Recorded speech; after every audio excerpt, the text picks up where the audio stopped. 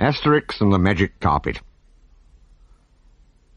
It was around the year 50 BC in Gaul, which we now know as France, and the country had been conquered by the famous Roman general Julius Caesar. So now it was entirely occupied by Romans. Entirely? Well, no, not quite. Up to the north of the country, in Armorica, now called Brittany, one small village of indomitable Gauls still refused to surrender. That one little village was stubbornly holding out against the mighty forces of Imperial Rome. They weren't going to be occupied, not if they could help it. You can imagine how it annoyed a powerful commander like Caesar to think he couldn't make that one last little village surrender. He wanted everyone all down the centuries to remember his famous saying, Veni, vidi, vici, which means I came, I saw, I conquered. If he had to say, I came, I saw, and I conquered everyone, except for a village of Gauls who liked making a nuisance of themselves, well, that wasn't going to sound quite so good in the history books. But there was no denying it. The Gauls did like making a nuisance of themselves. Chief nuisance of all to Julius Caesar, though he was a hero to his own people, was the little warrior Asterix. Asterix was shrewd, cunning, and clever, and whenever danger threatened, the village chieftain, vital statistics, always turned to him for help. And where Asterix went, his great friend Obelix went too. You couldn't have called Obelix clever. Not really. But what he lacked in brain, he made up in brawn. Brawn, he always insisted, definitely not fat. If he happened to be almost circular in shape, it was just because his muscles grew that way. Fat or not, Obelix was huge and immensely strong. He needed to be strong because his job was carving and delivering the huge standing stones called menhirs that can still be seen in parts of Brittany today. Nobody knows exactly what menhirs were for, but the ancient Gauls seem to have liked them a lot, and Obelix seldom went anywhere without one. He took his faithful hound Dogmatix everywhere, too. Dogmatix was a small black-and-white dog with big ears, and he'd seen a good deal of the world with the Gauls on their perilous missions. Other important people in the village included the druid Cacofinix, who gathered mistletoe and brewed magic potions. The mistletoe went into the potion, which was his great speciality. If you drank it, it gave you superhuman strength, and superhuman strength came in very handy for fighting Romans. The only trouble was that this superhuman strength wore off after a while. Obelix, however, was an exception. He had fallen in a cauldron full of the potion when he was a baby, and it had a permanent effect on him. Obelix thought it very unfair that he never got a second helping of potion, when Cacofinix was doling it out before yet another punch-up with the Romans. Chief Vital Statistics himself was a fine figure of a man. Brave, hot-tempered, majestic, respected by his men and feared by his enemies. The only person who seemed neither to fear nor respect him much was his wife, Impedimenta, but still she was fond of him in her own way. And finally, there was the village bard Cacofinix. Every village in those days had a bard to compose and perform odes and songs whenever there was anything to celebrate. Cacofinix was ready and willing to play his lyre and sing whenever anybody wanted. His trouble was that nobody ever did want, because he couldn't play or sing in tune to save his life. His performances were deeply unpopular with his fellow villagers.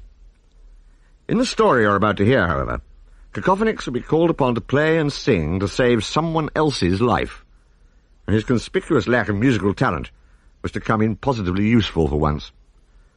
By now, the Gauls had been holding out against the Romans for so long that both sides were used to the situation. It still annoyed Caesar to think that the garrisons he kept sending to the fortified camps surrounding the village couldn't make any headway, not even with the most modern, streamlined, up-to-date weapons, such as spears and catapults. But somewhere deep down inside, he respected the Gauls as enemies. And they, in their turn, sometimes thought Caesar wasn't such a bad old stick. After all, he did provide them with a lot of fun in the way of battles. There was nothing an ancient Gaul liked so much as getting well primed with magic potion, wading into a brand-new lot of Roman soldiers, and thumping them till they turned tail and ran for it, usually all the way back to Rome. When the Gauls weren't keeping the Romans out of their little village, by helping the Gaulish resistance workers in other parts of the occupied country, Asterix and Obelix, with Dogmatix tagging along, sometimes went on missions to other parts of the world, They'd been to the Olympic Games in Greece. They had visited Hispania, now Spain, and Helvetia, now Switzerland. They'd been to Rome itself, and even across the ocean to a new world where people wore feathers in their hair and hunted birds that made a funny gobbling sound. Not a patch on the Gauls' favourite food of roast wild boar, Obelix thought. In fact, none of these places was a patch on their own little village either, and the heroes were always glad to get home. As a matter of fact, when this story begins, they were lucky to have a home. For quite recently, the Romans had actually burnt the Gaulish village down. Now, you might well think that Julius Caesar would have been really pleased. You might well think it was just what he wanted. But it so happened that the Gauls had been looking after a baby at the time, a very special baby, the son of Caesar himself and the great Queen Cleopatra of Egypt. And Asterix and Obelix had been protecting him from the treacherous Roman Brutus. It was Brutus's men who attacked the village and burnt it to the ground. And when Caesar found out exactly what had happened, he was so grateful to the Gauls for keeping his son safe that he showed he was a good sport and had the village entirely rebuilt. The building work had just been finished, and the villagers were having a banquet to celebrate. Any excuse did for a banquet among the ancient Gauls, who liked their food and drink and a bit of jollification almost as much as they liked thumping Romans. They really did have something to celebrate today, as Chief Vital Statistics was reminding them. Standing on the table, he raised his drinking horn in the air and began to make a speech. "Friends, Gauls, countrymen, lend me your ears," shouted Vital Statistics above all the cheerful noise of merrymaking. "The Romans," he continued, telling everyone what they already knew, "the Romans burnt our village to the ground, but Caesar, ashamed of what they had done, told his men to rebuild it. Well, fair enough. But that doesn't mean we're all square. No, dear friends, the Romans are still our enemies. And so," he yelled at the top of his voice, trying to make the villagers shut up and listen, "and so, I propose a toast to the rebirth of this imposing and magnificent symbol of our resistance to the Roman Empire, and in paying suitable tribute to this, the last bulwark of the liberties of our great Gaulish nation, I say to you now—" Yes, well, it was turning into a very long-winded speech. Vital Statistics liked the sound of his own voice, but nobody else bothered to listen. They just went on with their own conversations. Obelix was tucking into an enormous roast wild boar. He could eat half a dozen or so at a sitting, and thought he might beat his own record today. "You know, Asterix," he said thickly through a mouthful of boar, "I really enjoyed watching the Roman soldiers rebuild our village." "It was pretty good fun," agreed Asterix, "especially when they were going slow with the heavy stones for the hut walls, and you chucked a few menhirs at them to show you could stone wall too." "I say to you now," bellowed Vital Statistics, trying again. "Well, it worked," Obelix pointed out. "The Romans got the job done ahead of schedule, didn't they?" "Fear, my dear Obelix, can be a remarkable stimulus," said Getafix the Druid. Unhygienix, the village fishmonger, was eating wild boar too. Fish seldom featured on the Gaulish banqueting table, for the excellent reason that the fish Unhygienix sold were about as fresh as the bard's songs were tuneful. "Isn't it nice to have brand-new huts to live in?" said the fishmonger happily, to his neighbour Geriatrix. "Oh, yes, I suppose so," said Geriatrix thoughtfully. He was the oldest inhabitant of the village, but in spite of his age he was ready to join in the fighting and banqueting with much younger men. "Oh, yes, they've gone and built it just the same as before. I wouldn't have minded a spot of modern architecture while they were about it. A nice villa in the Gallo-Roman style, for instance. I'd really have fancied a nice villa in the Gallo-Roman style, with columns. Yes, I definitely fancied columns."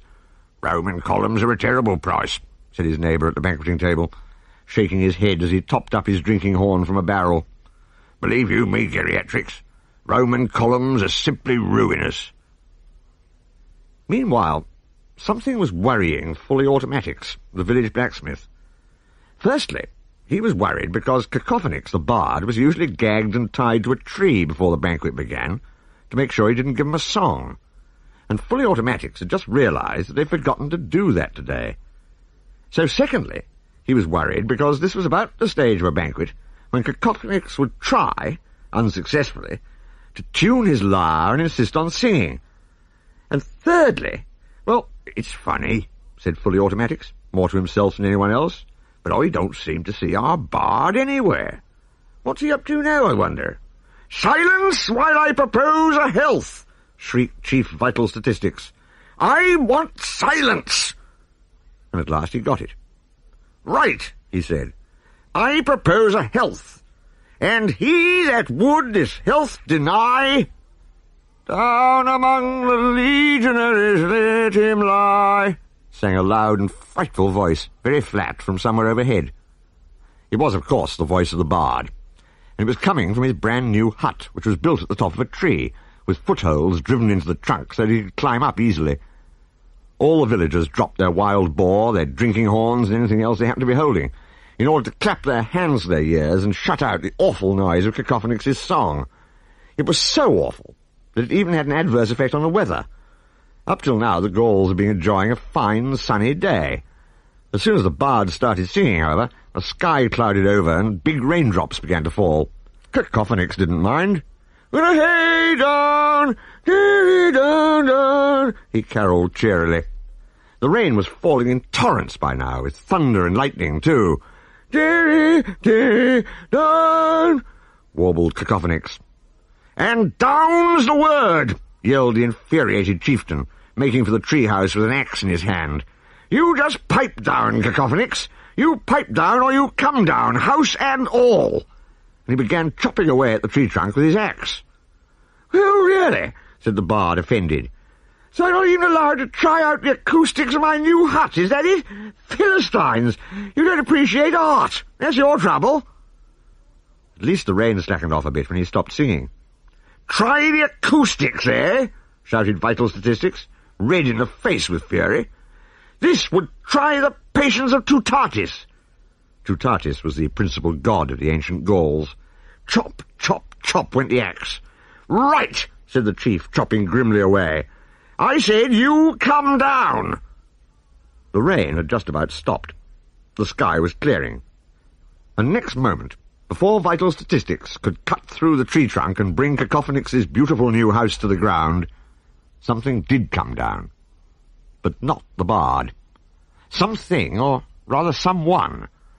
The bard leant out of his window to watch, baffled, and the chief stopped chopping, equally baffled, as this person fell from the now clear sky and landed on his head in the middle of the villagers. Vital Statistics stared. He saw a little man wearing nothing but a white turban, a white loincloth, a white beard, and glasses. The little man was now sitting up and rubbing his head. Nothing like this had ever happened during a banquet before. Who are you?" Chief Vital Statistics finally managed to ask. Where do you come from?" "I'm Watziznegm, the fakir," said the little man. He seemed to have recovered from his crash landing quite quickly.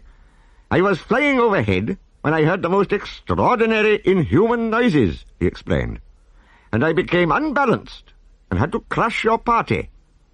"Flying," said Asterix, coming up as the new arrival got to his feet. "Did you say you were flying over our village?" "These fakirs are crazy," said Obelix wisely, tapping his forehead. In Obelix's opinion, everyone except the Gauls was crazy. "Of course he's crazy. He fell on his head," Fully Automatics the blacksmith pointed out.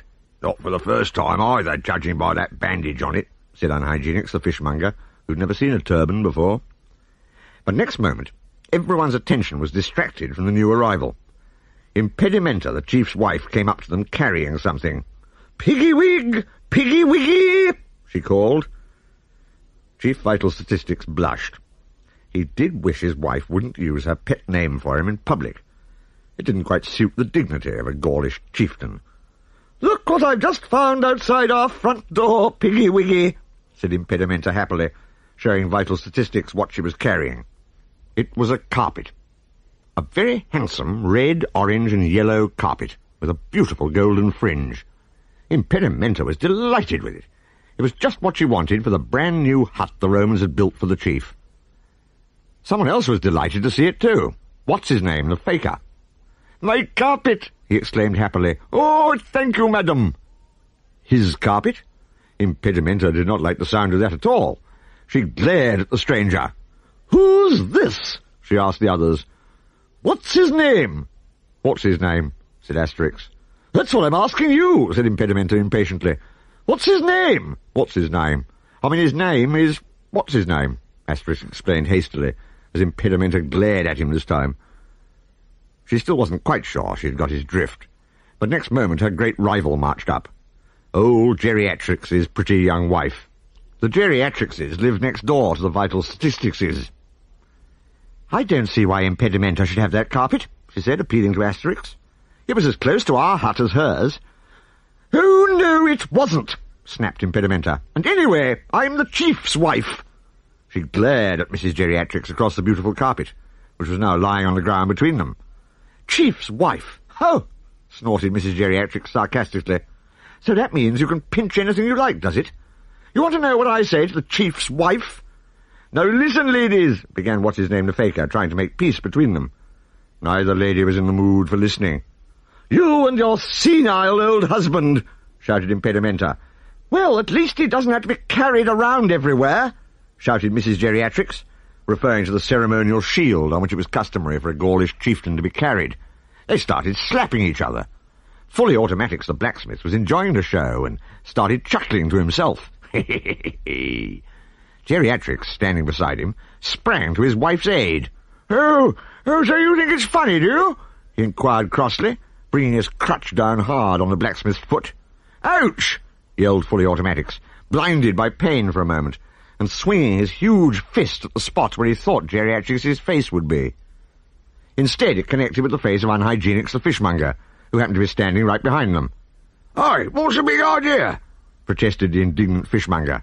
"Take that," he added, punching Fully Automatics back, and next moment a full-scale fight was going on between the two of them.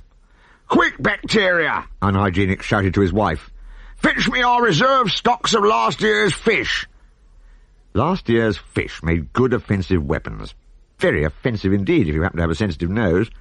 Before long, the scuffle was a free-for-all, as the rest of the villagers grabbed a fish or so each and joined in. Overhead in his treehouse, the bard struck up another song. "Raindrops keep falling on my head," he sang happily. And they did. Or if not on his own head, on everybody else's. It began raining again, as hard as before. The villagers took no notice. Impedimenta and Mrs. Geriatrix went on bashing each other with the fish they had grabbed. The rest of the villagers went on fighting too, except for Getafix the Druid, Asterix and Dogmatix, who all had too much sense to join in a fight over nothing.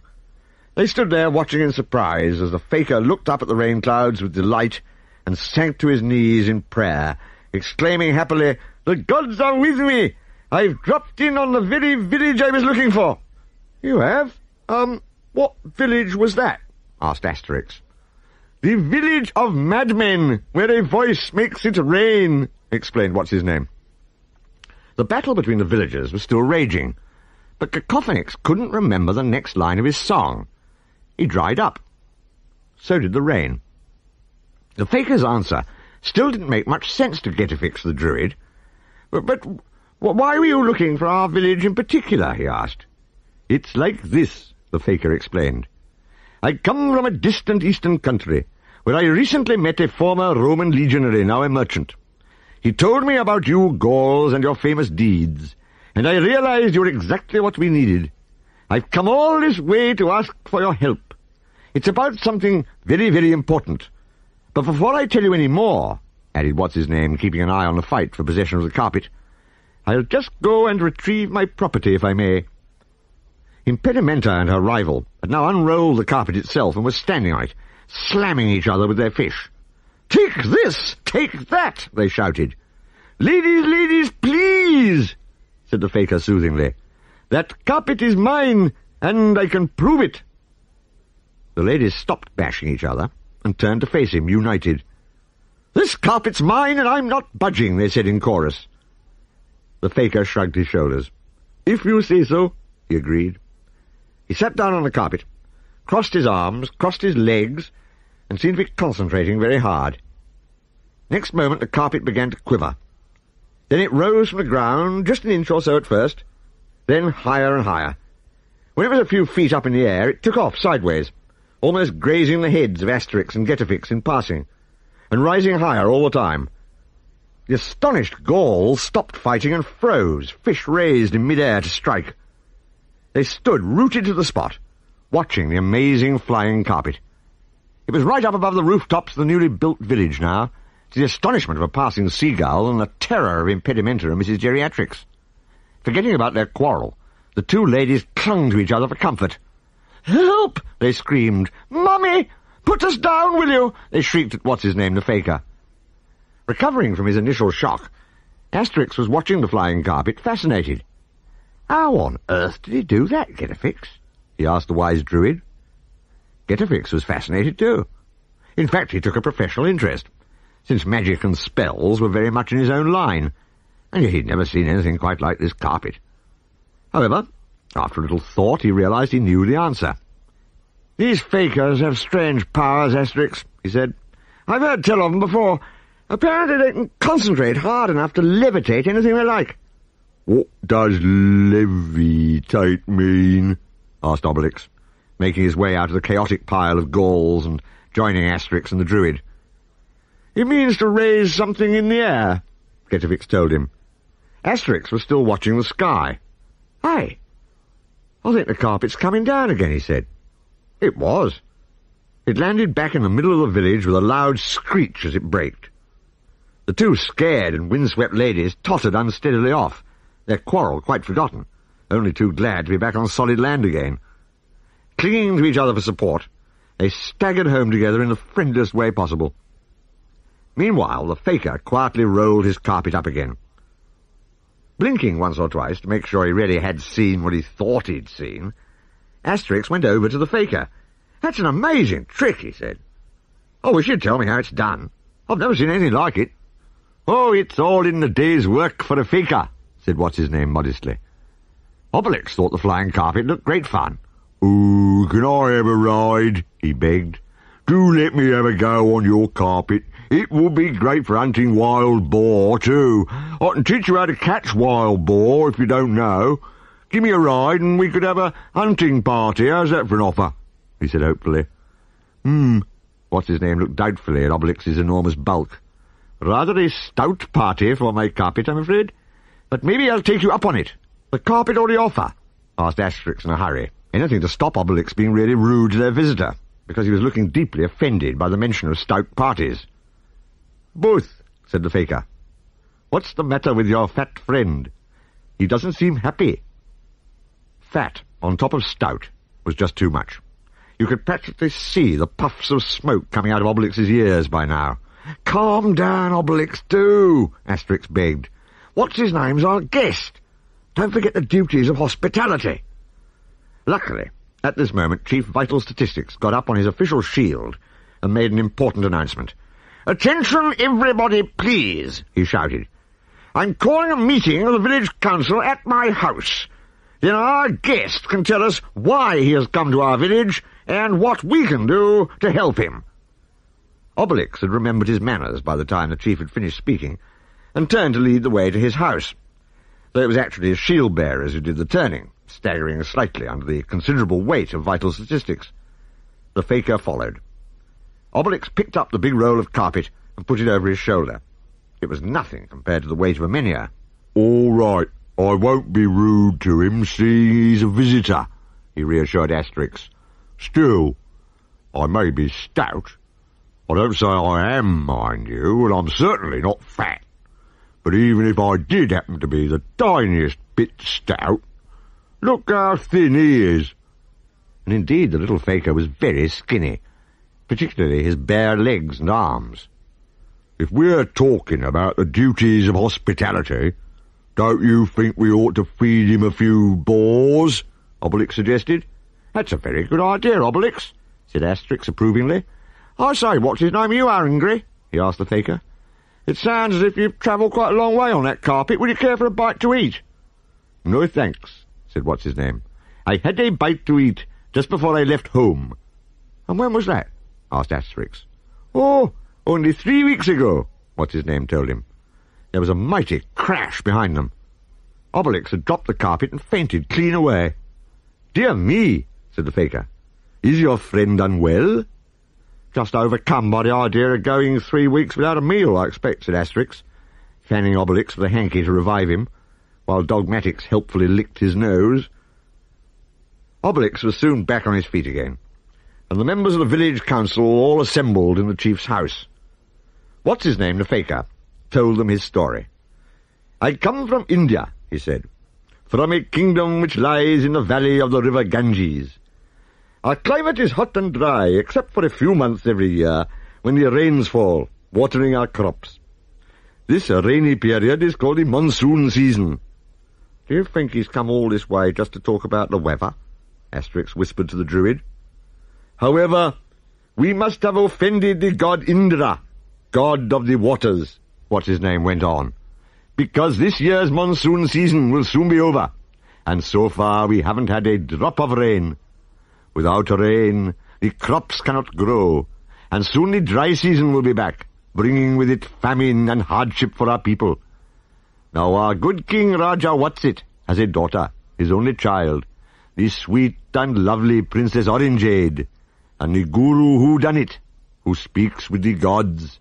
Oh, what? Asked Obelix. Shush, Obelix, don't interrupt our guest, said Cacofinix. A guru is the leader of a religious sect in India. The guru Hoodunnit, who speaks with the gods, Watziznegm went on, decreed that if no rain fell before the end of the monsoon season, in 1,001 hours' time, Princess Orinjade must be sacrificed to appease the divine wrath. Dear me, said Chief Vital Statistics, shocked. What a sad story. Poor princess! But if the guru's word is law, Watziznegm, and even your Rajah doesn't hold the reins of power, I don't quite see how we can help you. Ah, said Cacofinix, who'd been listening with close attention. I think I do, though. I fancy our visitor wants to borrow Cacofinix the bard. You must have noticed that his singing always seems to make it rain these days. Perhaps it will bring rain even in an Indian summer. That's the idea, said the fakir. The ex-legionary I met told me it was simply infallible. Cacofinix was not looking too pleased. You're right, Cacofinix. I was forgetting our bard has a new string to his lyre these days, Vital Statistics agreed. Very well, fakir. We'll lend you our bard. In fact, you can have him, and welcome. No need to sound so pleased about it, muttered Cacofinix. And Asterix and Obelix will go with you too, added Vital Statistics. Spoken like a Gaulish chieftain, said the druid approvingly. Now that's a really generous gesture. Cacofinix was working up a good grievance. How dare you say I make it rain? He inquired indignantly. It's not true. Listen to this. And he twanged his lyre. The rain in Gaul, he howled, falls mainly down the wall. A villager, who happened to be passing the chief's hut, stared in surprise. He thought he could see rain falling on the other side of the window, although it was quite dry on the road outside. Was he dreaming? No, he wasn't. Hey, it's raining down the inside of the wall, cried the indignant voice of Impedimenta inside. Get out of here and take that bard with you, and the fakir. Everybody out! Hurry up, I said! Everybody out! And she started throwing things. Next moment, the entire village council, the fakir, and even Vital Statistics himself were racing out of the chief's house. Honestly, Cacofinix, said Cacofinix crossly, you've got water on the brain. Can't you sing about anything else at all? Even Obelix, big as he was on the run from Impedimenta's fury. I don't know what she's grumbling about, he muttered. It's on every Gaulish hut that has running water laid on. You lot don't appreciate me, that's your trouble, said Cacofinix sniffily. He was beginning to feel better about the prospect of going to India. After all, it wasn't so very often that he got a chance to travel abroad himself, although he had once been captured by the Romans and had his big chance to perform in the Circus Maximus in Rome itself. This time, however, he was not going as a prisoner, but to give a special request performance. They really want me in India, he told his friends. Soon preparations for the journey were well underway. The grateful Watziznegm shook hands with Vital Statistics. I promise I'll bring your bard back very soon, he assured the chief, There's no hurry, said Vital Statistics. Cacofinix glowered at him, but Unhygienic stepped in to smooth things over. Your singing will take 'em by storm in India, Cacofinix, he tactfully told the bard. You really think so? Said Cacofinix, preening himself slightly. It'll be a smash hit, said Fully Automatics, as usual. And as usual, he himself had his big hammer ready behind his back, ready to shut Cacofinix up if the bard decided to give them a foretaste of the programme he was planning to perform in India. Meanwhile, Getafix thoughtfully gave Asterix a gourd of magic potion for the journey. You never know, it may come in useful, said the druid. Thanks, Getafix, said Asterix, and looked around for his best friend. Where's Obelix got to, I wonder? Next moment he knew. Obelix, too, would be making preparations for the journey. With a shout of, "Make way there!" he came into view, trundling a cart laden with dozens of wild boar carcasses. What on earth, said the startled Asterix, do you think you're doing with those? Just stocking up with a few in-flight provisions, that's all, said Obelix. We'll need more than a packed lunch for a journey to India, you know. However, Watziznegm, the faker, shook his head. My carpet will never carry all that, Obelix, he said. But don't worry, we can stop off to eat whenever you want. There was nothing for it. Watziznegm was the pilot, so Obelix had to do as he said, although as he boarded the carpet he felt some misgivings. A man who hadn't eaten for 3 weeks on the way to Gaul might not have the same ideas about regular mealtimes en route as he, Obelix, did. All aboard, said the faker. He himself sat at the front of the carpet, arms stretched out in front of him, and started concentrating hard. Cacofinix and Asterix waved goodbye to the assembled villagers, Cacofinix rehearsing the particularly gracious wave he was planning to give the grateful Indians, as they tumultuously applauded his songs. Dogmatics, of course, was on the carpet, too. It had a little trouble taking off this time, weighed down as it was by Obelix, who was still sulking about the boars. But just as Getafix had said, the faker really did have wonderful powers, and soon they were flying steadily over the countryside, off on their long journey to save Princess Orinjade. "Ah, look, Obelix," said Asterix, admiring the view. "Gaul is even more beautiful from above." But the beauties of nature, when they did not include wild boar, left Obelix cold. "I'm hungry," he grumbled. Cacofinix was in high spirits. "I feel inspired now I'm airborne," he announced, and he twanged his lyre. "I will now give you an air on—" "No, Cacofinix, don't," Asterix begged him. "This is no time for singing. If the carpet gets unbalanced, it might let us all down." "Ha! Barbarians!" muttered Cacofinix to himself, joining Obelix in his fit of the sulks. Asterix tried to cheer them up. "What a lovely view," he said brightly, looking down again. "From up here, you can even see the little wild boar gambolling happily about." That stopped Obelix sulking, all right. "Wild boar!" he exclaimed, watering at the mouth. "Where? Where?" And he leant right over the edge of the carpet looking for them. Under his sudden shift of weight, lots of weight, the carpet tilted. It bucketed, it spiraled, it zoomed downwards almost out of control. Watziznegm struggled to hold it steady. "Tell that great fat pachyderm to stop shifting about and keep still," he snapped. "Pachyderm I may be," said Obelix indignantly, "but I am not fat." At last the faker had the carpet under control again.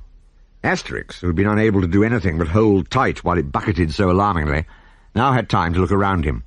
"And help! Man overboard!" he cried. "We've lost Cacofinix!" Sure enough, Cacofinix was no longer with them.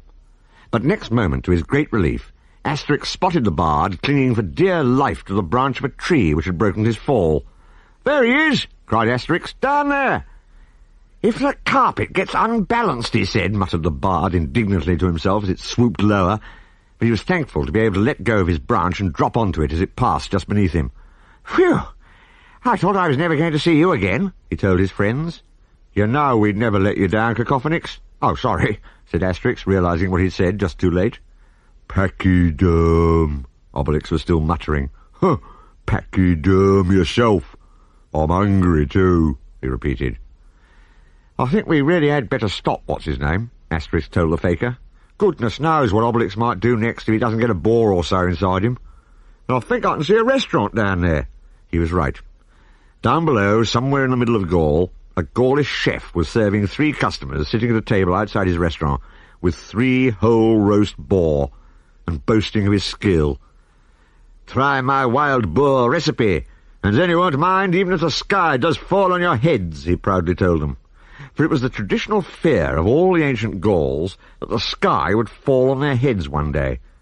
As he spoke, a shadow passed above. "And the same order for us, please, chef," said a voice overhead. The chef and his customers looked up.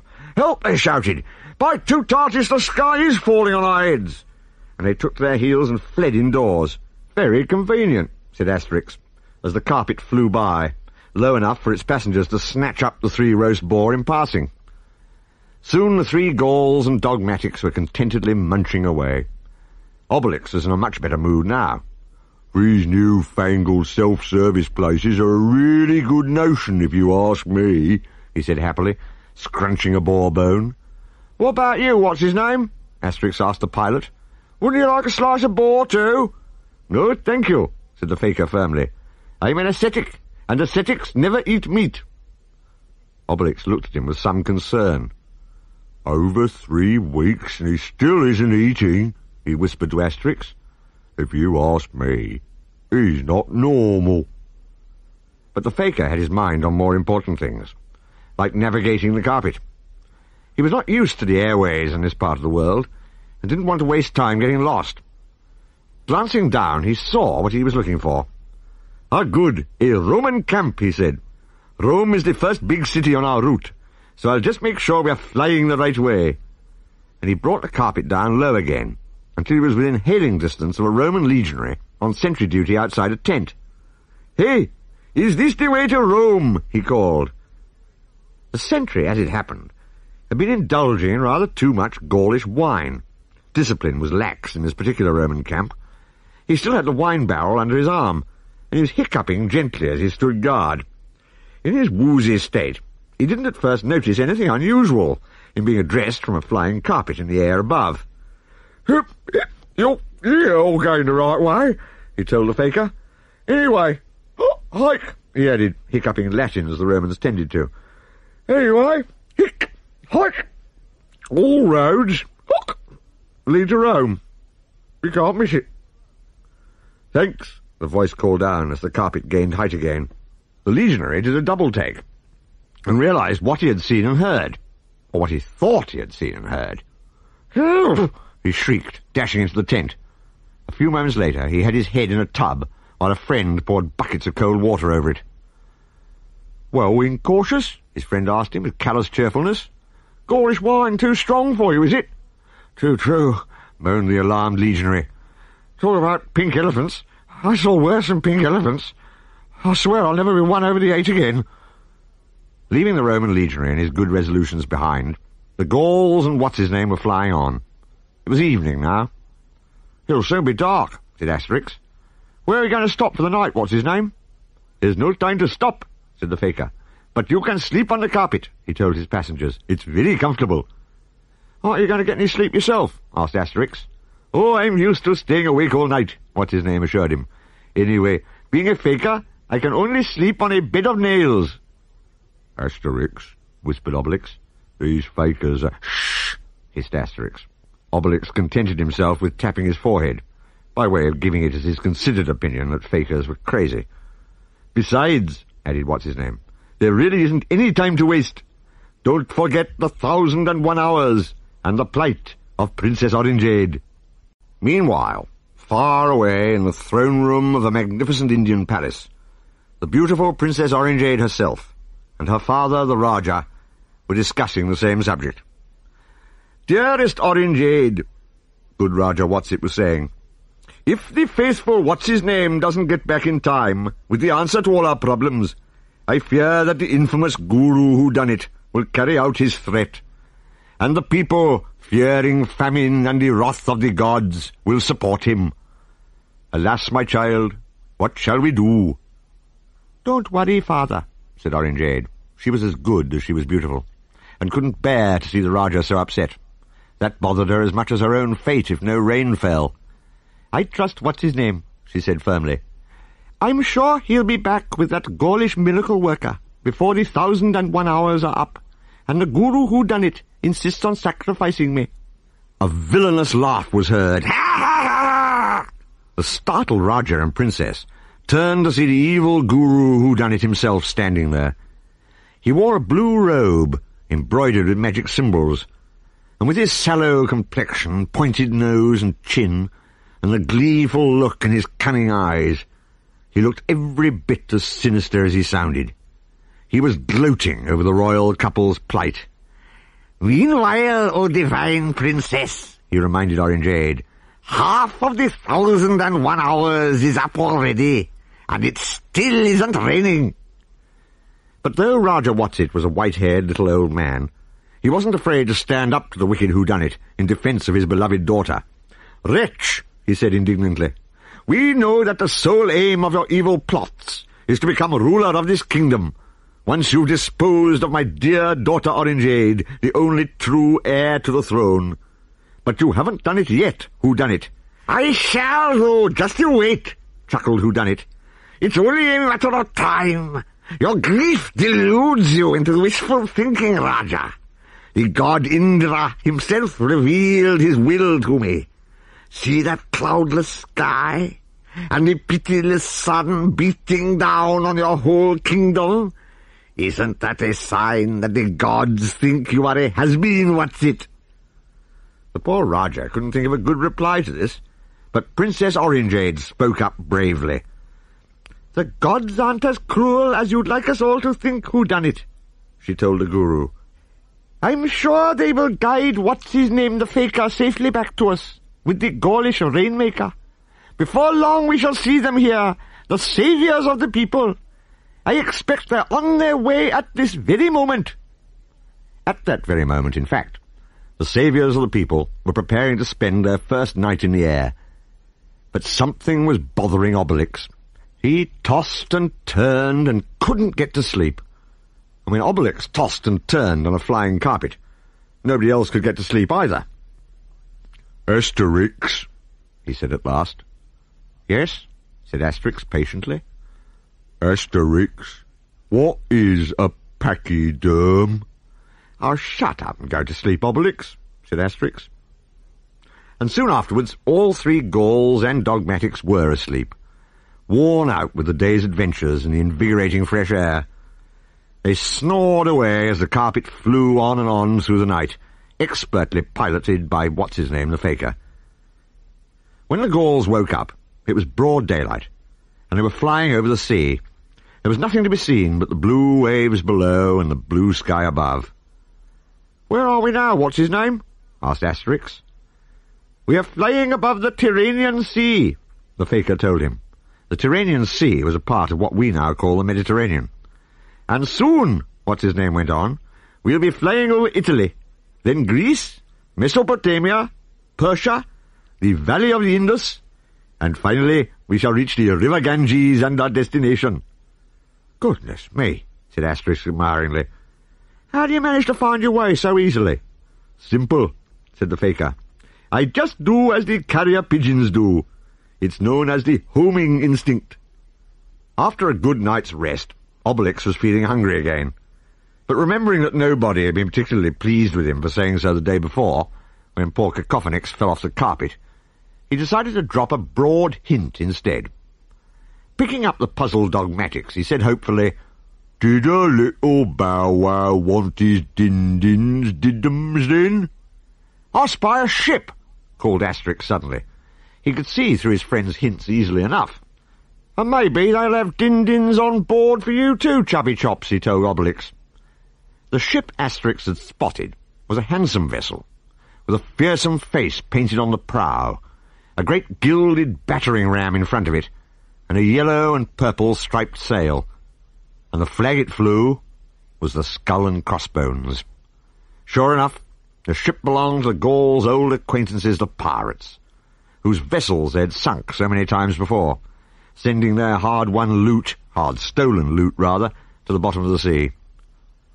This time, however, the pirate captain felt sure he was safe from Asterix and Obelix.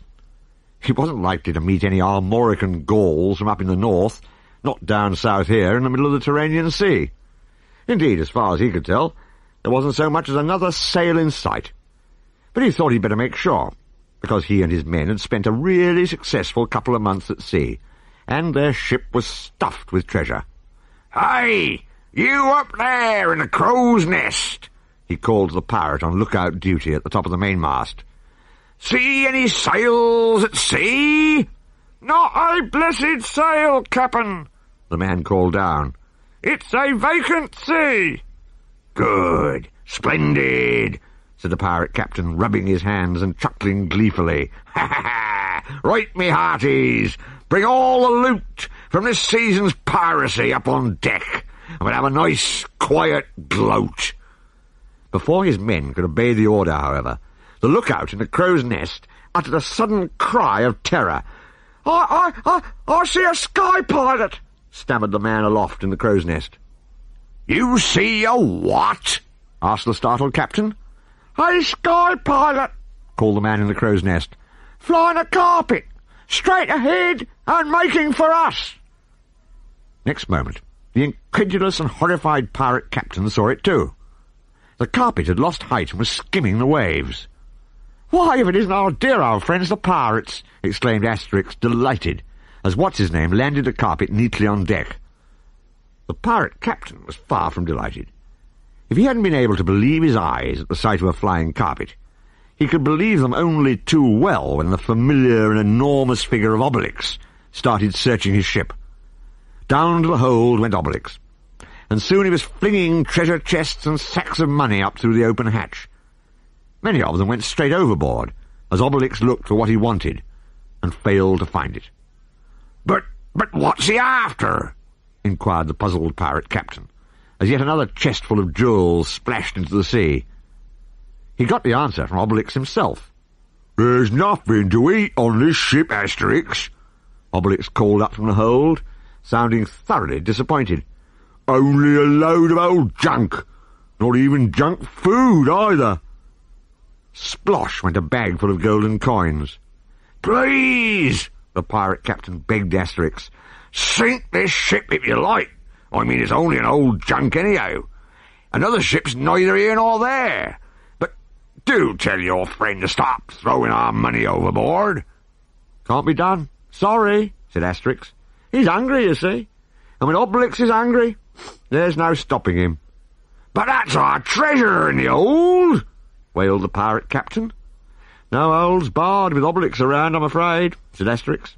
"Unless you happen to have a little snack on board after all, that is." "Quick!" shouted the captain frantically, turning to his men. "Turn out the galley this minute! Bring everything edible up on deck!" They made haste to obey his orders, all but one, the man who had been on lookout duty up in the crow's nest. He realized that the honor of the ship and its crew was at stake. While the other pirates brought all their provisions up on deck, he crept below with an axe, unnoticed by the Gauls. It turned out that Obelix had simply been looking in the wrong place. The pirates had plenty to eat on board. Ham, cheese, chickens, cakes, sausages, pumpkins, and best of all, wild boar. Once it was all heaped up on the carpet, there was hardly room for the three Gauls and Dogmatics too. Before boarding the carpet himself, Asterix dug around in his pocket. "We're honest men," he told the pirate captain. "Here you are, payment for our meal." And he flicked the pirate captain a solitary silver coin, joined his friends, and next moment they were airborne again, soaring away across the Tyrrhenian Sea. The coin fell to the deck. The pirate captain looked at it gloomily. "Oh, well, better than nothing, me hearties," he said at last, philosophically. "After all, they might have scuttled the ship." There was a funny sort of glugging, gurgling sound. The face of the lookout man appeared through the open hatch on deck. He was smiling broadly as he showed the captain his axe. "They won't get us down so easily, Cap'n," he said triumphantly. "Our honour is saved. I've scuttled the ship." And the glugging and the gurgling got louder and louder. Half an hour later, only the top of the mainmast with the pirate flag bearing the skull and crossbones still showed above the choppy waters of the Tyrrhenian Sea. The captain and his ancient peg-legged colleague were clinging to a plank of wood, stomachs heaving in time with the waves. "I've soaked us again," said the captain gloomily. "Enough to make you sick." "Sic transit gloria mundi," agreed Pegleg, always ready with a Latin tag. "Gloria who?" asked the pirate captain. "Mundi. Thus passes the glory of the world," said Pegleg, kindly translating. "Sickening, like you said." "Please," said the pirate captain, going green. "Let's change the subject." And the two of them started steering their plank the long, long way to shore. On and on flew the carpet, while the Gauls enjoyed an excellent picnic meal in the air. Land came in sight again, and they flew over part of Italy. After 96 hours flying time, their pilot Watziznegm made an announcement. "We are now approaching Rome." The Gauls craned over the side of the carpet to have a look. They had been to Rome on previous occasions, but they'd never had an aerial view before. "I'll come down lower," said Watziznegm. "Then you can get a better look at this great and magnificent city." There lay Imperial Rome beneath them. Imperial Rome, with its fine wide streets and broad squares, with the Forum, the Colosseum, and the Circus Maximus, the river Tiber, the temples and aqueducts, the baths and the amphitheatres. It was indeed an impressive sight. Not that Obelix was going to admit as much. "Great city," he said. "Huh! It's not all that much bigger than our own village." "It is a bit bigger, you've got to admit," said Asterix. "I say, if only we had the time, we could drop in on old Julius Caesar. I wonder if he's at home today." Julius Caesar was not only at home, but in bed. He had not been well, and although he was recovering from his illness now, he looked very pale. A doctor was standing at his bedside, sponging his forehead. "That fever has left me very weak," Caesar complained. "Aesculapius, the god of medicine, was watching over you, O Caesar," said the doctor reassuringly. "It was just a touch of gravedo asiatica." Being a doctor, he used the Latin names for illnesses, and being Roman himself and thus knowing Latin, Julius Caesar understood him. What the doctor really meant, of course, was Asian flu. The doctor persuaded his imperial master to get out of bed, wrap himself in a fur rug to keep out the draughts, and come out on the terrace of his palace. "Just try the fresh air wafting over Rome, O Caesar, and you'll feel better," he said. "I hope so," said Caesar. "You know, in my fevered delirium, I kept seeing those indomitable Gauls from Armorica, all over the place. It was like a nightmare." The sound of an all-too-familiar voice was suddenly heard overhead. "Well, I never," it remarked. Fresh air was not the only thing wafting over Rome.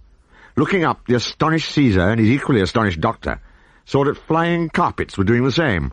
"Hi, Julius, old chap," Asterix went on. "Nice to see you. Sorry we can't stop, we've got to fly." And they did. A little while later, two slaves were talking in hushed tones outside two bedroom doors in Caesar's palace. "Caesar and his doctor have both gone to bed now," one of them was confiding to the other. "In their fevered delirium, they keep saying they saw indomitable Gauls and an Asian fakir." "Hey," said the other slave. "And the Gauls and the Asian flew." "A likely story," agreed his colleague. By now, of course, the carpet was out of sight, far away from Rome and flying over the sea again. The pirate ship's provisions had all been finished, and Obelix complained that he was hungry. "We'll soon be flying over Greece," Watziznegm said. "We'll touch down and find you something to eat there." Cacofinix was sitting cross-legged on the carpet, with his back to the others, sulking. "Ha! Of course, when Mr. Obelix is hungry, he gets his nourishment all right," he said grumpily. "Meaning what?" asked Obelix, baffled. "Meaning there's no justice on this carpet," grumbled the bard. "What do you want, then, Cacofinix?" Asterix asked. "My genius needs nourishment," announced the bard dramatically, rising to his feet. "I want to sing my poetic compositions." chuckled Obelix. "So he fancies himself a high-flying poet now?" This was too much for Cacofinix, whose temper was already fraying. "Insult a bard, would you?" he shrieked, red in the face. "How could you sink so low?" Obelix was getting cross too. "Just try singing and you'll find out," he bellowed back, red in the face himself. "Sink low, eh? You try singing and we'll be needing a hair carpet." "Do please keep calm," begged the faker, but nobody was listening to him. "I am about to lose my temper," announced the bard unnecessarily. Obelix burst into sarcastic song himself. "Our body's as high as an elephant's thigh, and I think he is going right up to the sky." Dogmatix lifted up his head and howled miserably. "Stop it, will you?" shouted the exasperated faker. "You make me feel ready to drop." But a singing competition was now in progress. Striking a fine attitude, Cacofinix sang loud enough to drown Obelix out. "Come, Bacchus, fill the flowing bowl, until it does run over," he warbled, invoking the Roman god of wine. And as he sang, the sky began to cloud over once again, and the first large drops of rain began to fall. Cacofinix sang even louder. "For tonight we'll merry, merry be." "What about I can't imagine," muttered Obelix as the rain fell faster and faster. And clapping his hands to his ears, the faker not only felt ready to drop, as he had just said, he actually did drop. He lost his balance and toppled off his precarious perch on the very edge of the carpet. What with the heavy rain, the singing of Cacofinix, and the howling of Dogmatix, Asterix was the only one to see him go. "Help! Stop it, you lot! Watziznegm has fallen off the carpet!" he exclaimed in horror. And the singing and the howling very soon stopped of its own accord, because without the faker and his wonderful powers of concentration and levitation, the carpet was dropping like a stone, passengers and all. It landed in the sea with a mighty splosh. And for a little while there was nothing whatsoever to be seen of it or its passengers. Then 3 heads appeared above the waves, but only 3. The heads of Asterix, Obelix, and Cacofinix, with Dogmatix perched on top of Obelix's helmet. Watziznegm the faker, however, was nowhere in sight. For the moment the Gauls had to think about saving themselves, and they were in luck. "A ship!" exclaimed Asterix, "and I think they've seen us." Sure enough, the merchant ship sailing not far away had spotted the 3 Gauls and was turning to pick them up. They clambered on board, dripping wet. Fortunately, Obelix had salvaged the carpet and was wringing the water out of it. They were greeted by the ship's captain, a stout and friendly Greek merchant with a black beard and a green tunic. "Welcome aboard," he told the Gauls. "I'm on the premises." "So I see," said Asterix, shaking hands. "And we're glad to be on them too. I'm Asterix the Gaul. You haven't seen any fakers falling recently, have you?" "No," said on the premises, slightly surprised. "It's just been raining cats and dogs, which the Oracle Met Office failed to forecast, same as usual. No fakers, though." "And he's lost at sea," cried Asterix, horrified. "We're done for." All of a sudden, a voice was heard singing. Not Cacofinix this time, not even Obelix. "While the raging seas did roar," it sang, as the Gauls and the Greek merchant listened in surprise, unable to think where it was coming from. "While the raging seas did roar, hic, and the stormy winds did blow, and we jolly faker boys were all up, hic, aloft." "That's Watziznegm's voice," exclaimed Asterix, making for the place where it seemed to be coming from. On the premises ship had its cargo stacked in the open on the lower deck, with a narrow upper deck running around the sides of the vessel above. The cargo consisted of big corded bales, and rows of enormous jars, and the voice appeared to be coming from one of the jars. "I'm sure it's Watziznegm," cried Asterix, trying to track the right jar down. "And we jolly faker boys were all up aloft, and the landlubbers lying down below," continued the voice. "He's got hiccups too," said Asterix, locating what seemed to be the right jar. "On the premises, what have you got in these jars?" "Wine, of course, can't you tell?" said the Greek merchant. "If there's any left in this particular jar, that is." And putting in an arm, he fished out the limp, hiccuping, singing form of Watziznegm. "Would this by any chance be your faker?" he asked. "How dare," said Asterix, dismayed. "And he never touches wine, usually." It must have had a very bad effect on him. He's certainly got a few jars inside him, agreed Obelix, as Watziznegm reeled and staggered against the outside of the big wine jar. So much for the ascetic life, Cacofinix pointed out. As a fakir, he's a faker, he added, pleased with what he thought was a good joke. Neat, eh? He asked the others. No one answered. And to think he calls himself a poet, thought Dogmatics, but in dog language. The fakir collapsed on the planks of the ship's deck and fell fast asleep, snoring rhythmically. "Oh, help," said Asterix, really worried now. He picked up a bucket of water and flung it into What's-his-name's face. "If it's going to take him long to sleep this off, we'll arrive too late to save the lovely Orinjade."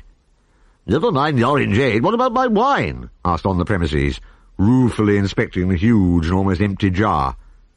The bucket of water did no good. What's-his-name just went on snoring. "We must do something," said Asterix. He agitatedly paced the deck. "We must do something." "Good idea," Obelix agreed. "Let's have lunch." "Oh, really?" shouted Asterix. It was his turn to lose his temper now. "A fat lot of help I get from you two. One of you obsessed with food, and the other with singing." "That's a good idea," said Cacofinix brightly. "Why don't I give him a song, then?" "Oh, no," screeched Asterix, jumping up and down on the spot to relieve his feelings. "Oh, no! Here we go again!" But Cacofinix had thought it out quite sensibly this time. "Now listen, Asterix," he said. "My singing does seem to have a remarkable effect on What's-his-name. Hearing me just now appears to have moved him a great deal, right off the carpet, in fact. Maybe another song will rouse him from his drunken stupor." "Oh, well, it's just possible," Asterix admitted, as the fakir snored on. "Well, no harm in trying, I suppose. I mean, we can hardly fall any lower than sea level. Go ahead, then." Cacofinix went ahead. He positioned himself in front of the unconscious, snoring fakir. He twanged his lyre, he opened his mouth, he sang. "Speed, bonny boat, like a bird on the wing, over the sea to India." There was no noticeable effect on the fakir. There was on the weather, though. The sky clouded over, the rain began to fall, and soon it was fairly pelting down. "Carry the bard, who will rescue the king," continued Cacofinix at the top of his voice, getting quite carried away himself. The sea was rising now. Huge waves carried the ship climbing up, and then sent her plunging down again. Breakers crashed over her deck. She tossed crazily in the grip of the storm. Lightning flashed, thunder rolled. "Stop it!" yelled Asterix. "Stop singing, Cacofinix, you idiot! You'll sink us!" "Too late," groaned on the premises, clinging for dear life to the rail of his ship, as yet another great breaker swept over him. "We are sinking!" Fortunately, however, on the premises was a skilful seaman, and although the ship was helpless in the grip of the waves, she did not actually capsize after all. She ended up intact and upright, but beached on a sandy shore, with the Greek merchant, the 3 Gauls, Dogmatics, and the still unconscious fakir, all lying exhausted on the sand beside her. "Ah, wouldn't this just make the pirates laugh?" said Asterix ruefully. "Good thing we were near the coast," said on the premises. "And to think of the song and dance my old friend Odysseus made about the sirens." The mention of singing seemed to rouse What's-his-name. He opened one eye, sat up, and resumed his own song again. "And we jolly fakir boys were all up aloft." "Here you are," said Cacofinix proudly. "I knew I could wake him up." "Yes," said Asterix, examining What's-his-name dubiously. "He's not in great shape, though, which is hardly surprising, I suppose, after such a long fast." "Same as me," said Obelix, discovering half an inch of space which needed filling between his tummy and the top of his trousers. "I feel a bit weak and feeble myself." On the premises had problems of his own to bother him. "And what were you Gauls thinking of doing about my ship?" he inquired. Asterix took out his emergency gourd of magic potion, uncorked it, and drank some. "Weak and feeble as he may be," he told the Greek, "Obelix is going to help me refloat it on the premises." "Oh, so I'm not even allowed a moment's weakness, right? Asked Obelix sarcastically, as he and Asterix got into position at the landward end of the big, beached merchant ship. "Just shut up and push, Obelix," said his friend. Standing on deck, while they pushed, on the premises the Greek merchant watched with amazement as the two Gauls, one large enough admittedly, but one really small and apparently weedy, effortlessly pushed him, his helmsman, his ship and his heavy cargo back into the water. Of course he didn't know about the magic potion and its amazing effects. "When I tell my friend Odysseus about my own Odyssey, he'll never believe me," he muttered, shaking his head. The friendly merchant put out to sea once more, leaving the three Gauls, Dogmatix and Watziznegm on the beach. Watziznegm, though conscious again and still humming and hiccuping, was obviously in a sorry state. Cacofinix waved goodbye to the Greek ship. "Nice chap on the premises," he said, "but I must say I'll be glad to be back on the comfort of the flying carpet." "Yes," said Asterix. "Where is it, by the way?" And suddenly it dawned on him that he hadn't set eyes on it since the storm broke over the ship. "The carpet!" he cried, horrified. "We've gone and lost the carpet!" The fakir hiccuped again. "I'm thirsty," he complained. "And I'm hungry," said Obelix, predictably. Asterix took no notice of either of them. "We find the fakir, and then we go and lose the carpet," he muttered, pacing round and round in circles. But next moment he heard a barking. "Woof, woof, woof!" "That's Dogmatix," said Obelix. "He's calling us." "Maybe he's found the carpet," exclaimed Asterix hopefully. "Maybe he's found a ball," exclaimed Obelix even more hopefully. The barking was coming from behind some rocks. Climbing them and peering down, the two Gauls saw what Dogmatix had found. "It is the carpet," cried Asterix thankfully. "So it is," agreed the disappointed Obelix. However, he picked it out of the sea where it had been lying in the shallows and wrung it again to get the water out. The carpet, however, was no use without a fakir in a fit state to fly it. Racing back to Watziznegm, Asterix tried to make him understand their predicament. "We must take off again at once," Watziznegm insisted. "If we don't, we'll never be in time to save Princess Orinjade." The mention of that name got past the fakir's splitting headache. "The princess?" he muttered. "Yes, quick!" And with the Gaul's help, he managed to stagger over to the carpet, get into his cross-legged pilot's position, and put his mind with a tremendous effort to concentrating on takeoff. He obviously didn't find it easy to exercise his powers just now. Cacofinix felt rather alarmed. "Do you think it's wise in his present state?"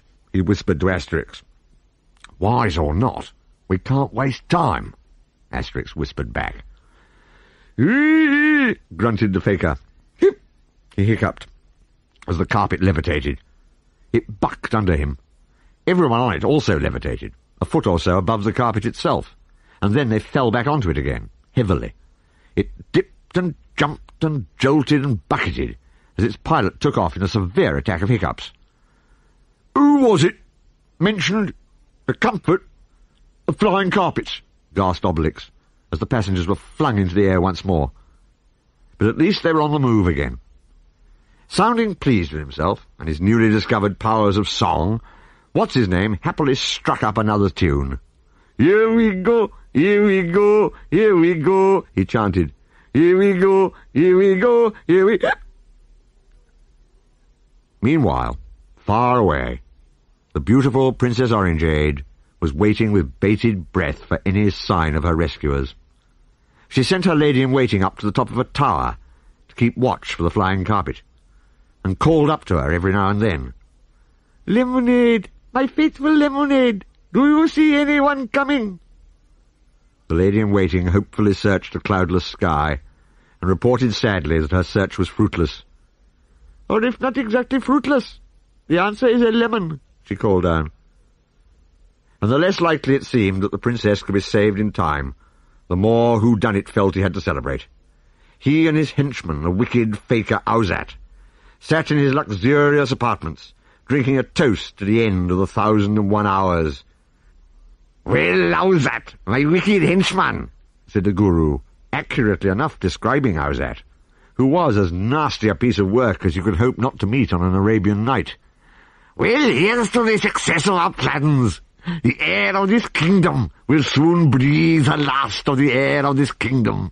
And he cackled madly at his own joke. "Heir of this kingdom! Heir of this kingdom, get it? Rather dry, eh?"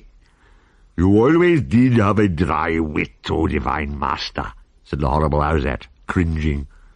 Fakirs came in all shapes and sizes, and Rahãzade was as disloyal to the Rajah as the faithful Watziznegm was loyal. Rahãzade was no ascetic either. He raised a brimming goblet to drink the toast proposed by Hoodunnit. "Cheers, and may the forces of evil make that talkative fool Watziznegm dry up forever." Little did Rahãzade know it, but Watziznegm himself was echoing his very words as the carpet sped on its way, not so jerkily now that he had recovered from the hiccups. "I'm a fool," said the fakir ruefully, "and I've got a terrible thirst." "Well, I'm no fool, but I've got a terrible hunger," announced Obelix. "What's his name? You really mustn't blame yourself for what happened," Asterix assured the fakir. "It wasn't your fault." But the fakir couldn't forgive himself. "I've committed the sin of gluttony," he said mournfully, "and I really deserve this splitting headache. But what's even worse is the thought of the time we've wasted. Well, we mustn't waste any more now. Soon we shall be flying over Athens, and then we leave Greece behind." Sure enough, after 150 hours flying time, the rescue party was flying over the famous Greek city of Athens. It held nostalgic memories for Asterix and Obelix, who had once been there on their way to the Olympic Games. "Remember our trip to Olympia, Obelix?" Asterix asked his friend. "You bet I do," said Obelix, licking his lips. "Especially that nice little restaurant. Thermos was the proprietor's name, wasn't it? Yes, Thermos. And his stuffed vine leaves, and kebabs, and olives, and watermelon, and resinated wine. Yum, yum." He sighed heavily. The hours passed inexorably by, not without incident. As land came in sight once more, Watziznegm told the Gauls, "We shall soon be leaving the sea for the last time, and flying over the lands of the Orient." Obelix liked the sound of that. He didn't quite realize how large a place the Orient was, and thought they must be near their journey's end. "Good. Then we can come down and have some dinner at last," he said. Just at that moment, he felt a nasty, sharp sensation in his thigh. Twang went something, piercing it through the underside of the carpet. "Ow!" went Obelix, clutching his leg, and before the astonished and horrified eyes of his friends, he involuntarily leapt in the air, lost his balance, and tumbled backwards off the carpet, falling down, down, down, without a parachute either, since parachutes had not yet been invented. Dogmatic set up a dreadful howling. Obelix fell like a stone, a particularly large and heavy stone, wearing an enormous pair of blue and white striped trousers. "Quick, Watziznegm, he's falling!" shouted Asterix. "I can still see him," said Watziznegm, doing his best to keep Obelix in view. "I think I'd better try flying underneath him." Swooping low, he skillfully manoeuvred the carpet into position, and in the very nick of time it scooped up Obelix in mid-air. Poor Obelix, half dazed, scarcely knew where he was. "Are you all right, Obelix?" asked Asterix anxiously, while Dogmatix barked with frantic delight and licked his master's face. "What happened to me?" inquired the bewildered Obelix. "What happened to me?" But no one had time to answer him. Arrows kept coming up through the carpet. "They're still shooting at us by two tarties," cried Asterix, as the Gauls huddled together so as to occupy as little space as possible. Not an easy thing to do when one of them was Obelix. "We're over Tyre," explained What's-his-name. "The Phoenicians of Tyre are rather hostile. Yes, it is rather tiresome." He himself, however, was sitting there quite undisturbed, even though he had half a dozen arrowheads sticking into his behind from under the carpet. "Let's get shot of this lot, quick!" gasped Cacofinix. And even the fearless Obelix admitted, "I don't like this one little bit." "Oh, you'll soon get used to it, if you take my point," said the fakir, calmly removing several arrows from underneath himself, and handing them to the Gauls as souvenirs. But he accelerated the carpet, and soon they were safely away from Tyre. Meanwhile, what about Princess Orinjade? The sky over Rajah Watzit's kingdom was still relentlessly clear, and it was now only 300 hours from 0 hour, the time set for the sacrifice of the princess. Hoodunnit had already told the executioner to sharpen his axe and get the block ready. Brave as she was, Orinjade couldn't help being rather worried. She called up to her lady-in-waiting at the top of the tower again. "Lemonade, lemonade! Do you see anyone coming?" "The answer's still a lemon," said Lemonade discouragingly. The more anxious the Rajah and the princess felt, the better pleased were Hoodunnit and his henchman Rahãzade. "Your weather forecasts have been accurate so far, Rahãzade," said the wicked guru, settling back with satisfaction on a pile of luxurious cushions. "Not a cloud on the horizon, but suppose Watziznegm actually does bring that Gaul back in time to make it rain. I don't believe in that kind of miracle, O divine master," said the fakir Rahãzade with an evil chuckle. "I mean, flying carpets are one thing, but rain-making is sheer science fiction." The scheming pair would have been much annoyed to know that not just one Gaul, but 3 Gauls and a dog were on their way. Obelix, as usual, had only one thing on his mind. "I'm hungry," he said for the umpteenth time. Cacofinix sighed, deciding regretfully against demanding nourishment for his genius again. They all remembered only too well what that had led to last time. There was another in-flight announcement from Watziznegm. "For your information," he said a trifle testily, "we are now flying over Persia, and you can tell your friend he must live on his hump a little longer. We've no time to waste." "Eating is never a waste of time," Obelix pointed out, quite offended. "Are you surprised I've got the hump? If we're going to arrive in the valley of the Ganges just skin and bone, we're not going to be much use to you, are we?" But before this argument could get any further, it was interrupted by natural causes. Asterix thought he felt a drop of rain. He stretched out his hand. Yes, here came another big raindrop. Soon the rain was positively pelting down. Everyone turned and glared at Cacofinix. "Look, it's nothing whatever to do with me," the bard protested. He was right. They had run into a normal, unsolicited thunderstorm. Thunder was rumbling all around them now, and a sudden great flash of lightning zoomed past them, striking the carpet as it went. "Watch out!" yelled Asterix. "The carpet's on fire!" And down they went. Flames rising from the carpet, black smoke billowing out behind as it spiraled out of control. "The carpet's been hauled! I can't hold it steady!" cried Watziznegm, desperately concentrating as hard as he could. But it was no use. Next moment, the Gauls, the fakir, and the carpet itself, perilously bucketing down through the pouring rain of the thunderstorm, landed in the waters of a river with a mighty splosh. A moment or so later, they came up for air. They got wetter than ever, if possible, because the rain was still pouring down. "What luck I managed to divert our flight path towards this river," gasped the fakir. "Yeah, but we're all washed up now," said Asterix gloomily, and Obelix agreed. "This certainly pours cold water on our plans. What's more," he added, climbing out on the riverbank and wringing the water out of the carpet yet again, "this carpet's more like a bath mat now." He held the carpet up. It had a large hole burned right through the middle. "Oh dear, oh, that's torn it," said the dismayed Watziznegm, accurately enough. "We can't go on with our journey. I ought to have brought a spare carpet along." "Maybe we can get this one mended," Asterix sensibly suggested. Watziznegm cheered up a little. "That is possible," he said. "In fact, we may have fallen on our feet landing here." "We didn't. We fell in the river," Obelix pointed out. "What I mean is that Persia is famous for its carpets," said Watziznegm. "If we walk on along this river bank, we might come across a carpet mender." Obelix put his head through the hole in the carpet and wore it like a poncho. That seemed the easiest way to carry it. And they walked on along the river bank, as Watziznegm had suggested.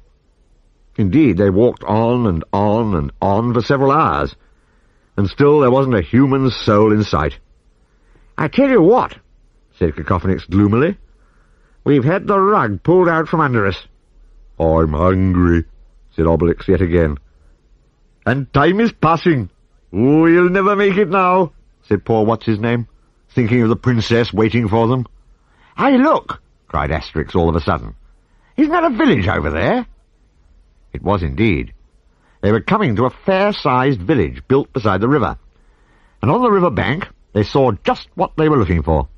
Several beautiful Persian carpets, some hanging over a wooden framework, some draped on the rocks, with a Persian standing beside them, washing them with a big broom that he kept dipping in the water. Asterix stepped forward and raised his helmet politely. Hello. I see you have some very fine carpets, he said. That's right, agreed the man. I'm a carpet maker, see. I'm washing this one I've just finished weaving. If you want a really well-washed carpet, said Obelix, pointing to his drenched poncho, I've got one here. Could you mend it? Asterix asked the Persian, pointing out the hole. The Persian felt the carpet between thumb and forefinger. Sorry, can't be done, he said. Why not? Asked Asterix, surprised. Because I only mend the carpets I make and sell myself, said the man. He turned away. What's more, he added, sounding quite pleased about it, nobody around here would agree to mend a carpet that wasn't made in Persia. What? Said Asterix, appalled. For a moment he didn't know what to do. Then he glanced at Obelix and nodded. "Oh, can I?" said Obelix. "I've really been missing the Romans. I've missed having nobody to shake. Ooh, can I really?" "Go ahead," said Asterix. And he, Cacofinix, Dogmatix, and Watziznegm stood back to watch. Obelix grabbed the unhelpful Persian and shook him. He shook him and shook him and shook him until his teeth rattled. Then he picked him up by the front of his tunic and held him above the ground, feet dangling helplessly. "So you can't mend foreign holes, is that it?" he growled. "Well, let me tell you something. We're not foreigners. We're Gauls. Got it?" Yes, of course," gasped the unfortunate Persian, perspiring and terrified. But I really can't mend your carpet. I don't have the necessary spare part." This was bad news. But then Asterix had another idea. After all, the magic didn't lie in the carpet itself. It lay in the strange powers of the fakir. They were what levitated it. He felt sure Watziznegm could concentrate just as hard with a different carpet. Anyway, the idea was worth a try. "How much would one of your own carpets cost?" he asked the Persian. "To you, only 1 silver talent," said the man. "I suppose talents are the Persian currency?" Asterix asked Watziznegm, who nodded. "Well, what about it? 1 silver talent doesn't seem very much to ask for a carpet." "Persian talents weigh 30 kilos of silver each," Watziznegm told him. "You need a real talent for making money to get one." Obelix put the Persian carpet-maker down in order to tap his forehead and give the others his considered opinion. "These Persians," he said, "are crazy." Now what? The rescue party needed rescuing themselves. They were stranded in Persia, still hundreds of miles away from the valley of the Ganges, and by now it was only 180 hours from 0 hour and the princess's execution. They sat down beside the river to think things over. Unfortunately, it didn't seem to improve matters. "Our carpet's in holes, and we don't have any talent for getting another," wailed poor What's-his-name. "All is lost." "Oh, I don't know. We could always help ourselves to one," said Obelix, glancing at the carpet-maker. He got support from Cacofinix. "Obelix is right," said the bard. "It's no use being holier than thou in a hole like this." "No," said Asterix, too honest even to entertain such an idea. "We can't steal away on a stolen carpet." The Persian carpet-maker was glad to hear that. Nervously, with one eye still on Obelix, he sidled away with his broom. "I'll just go on brushing my carpets then, all right," he muttered. But as he made his way back to the carpets, Another Persian came dashing out of the village in a panic-stricken state. "The Scythians are coming!" he shouted. "The Scythian pirates are coming!" "Pirates?" said Obelix, pricking up his ears hopefully. "Oh, goody!" "Not our old friends, Obelix," said Asterix. "The Scythians are people who originally came from the Crimea, and who ride about looting. They're land pirates. They'll be on horseback." Sure enough, a cloud of dust thrown up by horses' hooves could already be seen on the horizon, growing larger, coming closer, and soon the thud of the hooves could be heard as well. "Land pirates might be fun all the same," suggested Obelix. "Just keep quiet and wait a moment," Asterix whispered. "We may be able to turn this to our own advantage." The Persian carpet-maker was now as panic-stricken as his friend, and the other villagers who had rushed out after him. "Help!" he screeched. "What shall we do? The pirates will steal our carpets and burn our houses down yet again!" And then suddenly he thought of the strangers who had recently arrived on the scene, and the immense strength of the man who had picked him up and shaken him. Perhaps they could help. Turning to Asterix, who was obviously the leader, small and insignificant as he looked, the Persian carpet-maker fell on his knees. "Strangers, I beg you," he implored, "if you have any powers, use them to help us mend matters, or it will be the end of our village." "Sorry," said Asterix, sounding smug about it. "Sorry, can't be done." "Why not?" asked the man piteously. "Because, as we're foreigners, your problems are foreign to us. And as a matter of fact, we don't have the necessary spare part either," said Asterix. "What's that?" asked the man. "A carpet," said Asterix. "Take this one by Ahura Mazda," said the carpet-maker eagerly, swearing by the god of the ancient Persians. "Take it, do!" "Done, by Tutatis," said Asterix happily, shaking hands on the deal.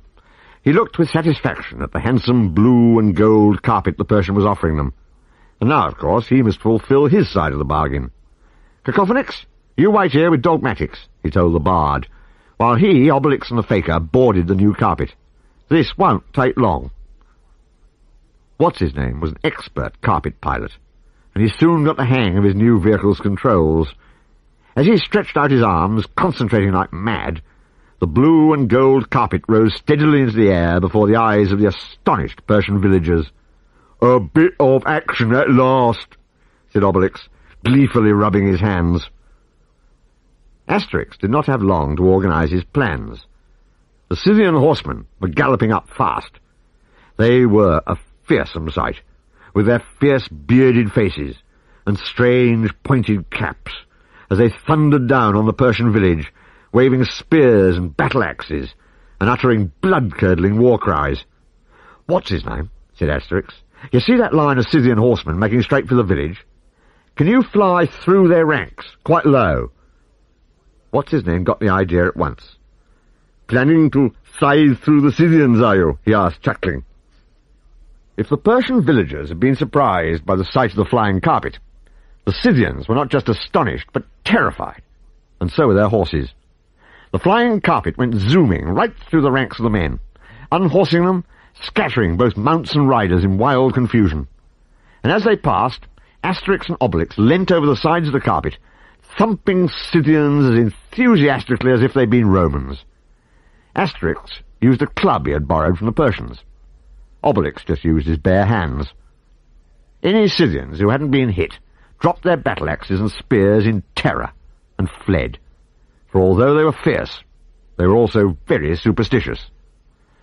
"By the great goddess!" gasped the Scythian leader, swearing by the deity he and his men worshipped.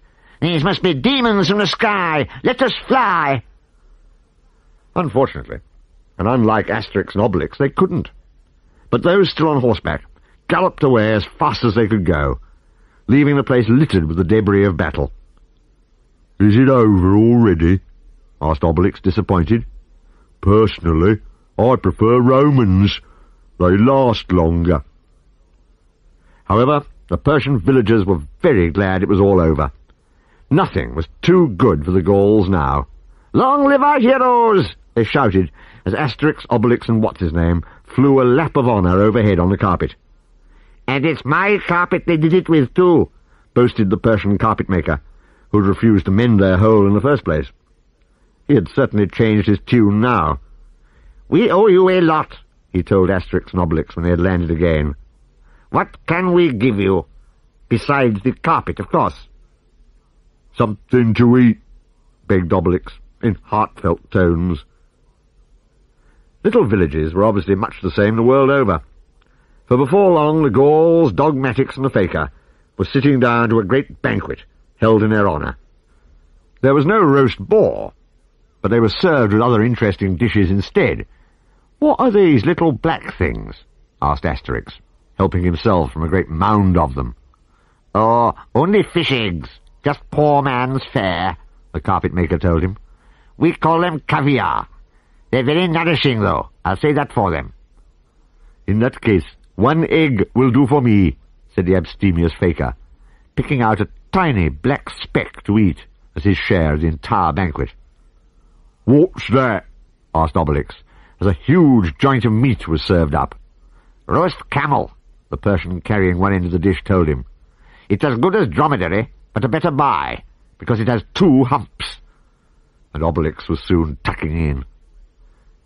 He knew where his loyalties lay, though. Later, as the rescue party took off on its new blue and gold carpet, waving goodbye to the cheering Persian villagers, he gave his friends his considered opinion once again. "A roast camel may be a good buy, but it's not really up to a good roast boar." "No one would ever guess," said Asterix, "considering the amount you ate."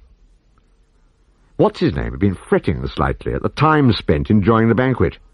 "Right, now we've filled up again, we must make up for lost time and fly straight to Rajah Watzit's kingdom," he reminded his passengers. And what, you may ask, had been going on meanwhile in Rajah Watzit's kingdom? Time was getting shorter and shorter. Even the wonderfully good, brave, and beautiful Princess Orinjade's temper was getting a little shorter, as she called up to her lady-in-waiting yet again. "Lemonade, lemonade, do you see anyone coming?" "The answer's still a the lady-in-waiting began. "Oh, forget it!" snapped the princess. The Rajah tried to comfort his daughter. "I will not see you die, dear Orinjade," he said. "I'd rather abdicate in favour of Hoodunnit." But the princess had summoned up her courage again. "Don't worry, father," she said. "I'm sure everything will be all right. Watziznegm isn't just anyone, you know. He's what's his name?" The passing of time was good news for Hoodunnit and Rahãzade, however. They felt sure now that their wicked plans couldn't fail. As they reclined on cushions in the Guru's apartments, smoking their hookah pipes, they gloated. "No knights in shining armour riding to old Watzit's aid as the 1,001 hours tick by, Rahãzade," said Hoodunnit gleefully. "No, it would take 1,001 nights to save him and the princess now," agreed the fakir Rahãzade. Then a sudden nasty thought occurred to him. He hardly liked to run the risk of annoying his master, but all the same. "Hoodunnit, oh divine master," he said, cringing even more than usual. "Suppose there's still no rain when you've executed the princess?" Hoodunnit wasn't offended, because he'd already thought of that one himself. "Easy," he said. "The god Indra will call for more royal blood, and it will be off with the Rajah's head." "But suppose it still doesn't rain?" Rahãzade ventured to ask. "It won't matter a bit," said Hoodunnit cheerfully, "because then I'll be a Rajah myself." He gave a chuckle more evil than any that even he had chuckled before. Meanwhile, the valiant Persian carpet was flying on, never tiring. Sometimes it crossed baking deserts, where the poor Gauls almost melted with the heat. Sometimes it faced the bitter weather of the mountain peaks, where they huddled together for warmth, snow on their heads and icicles dripping off their whiskers and the fringe of the carpet. Watziznegm didn't seem to mind either the heat or the cold, and kept pointing out the beauties of the landscape. "These are the Himalayas," he said, as they crossed a particularly spectacular mountain range, also known as the roof of the world. "As scenery goes, it leaves me cold," said Obelix crossly, snapping a few icicles off his nose. But at last, exactly 30 hours, 30 minutes, and 30 seconds from 0 hour, the carpet reached its destination. "What a moment!" said the fakir happily.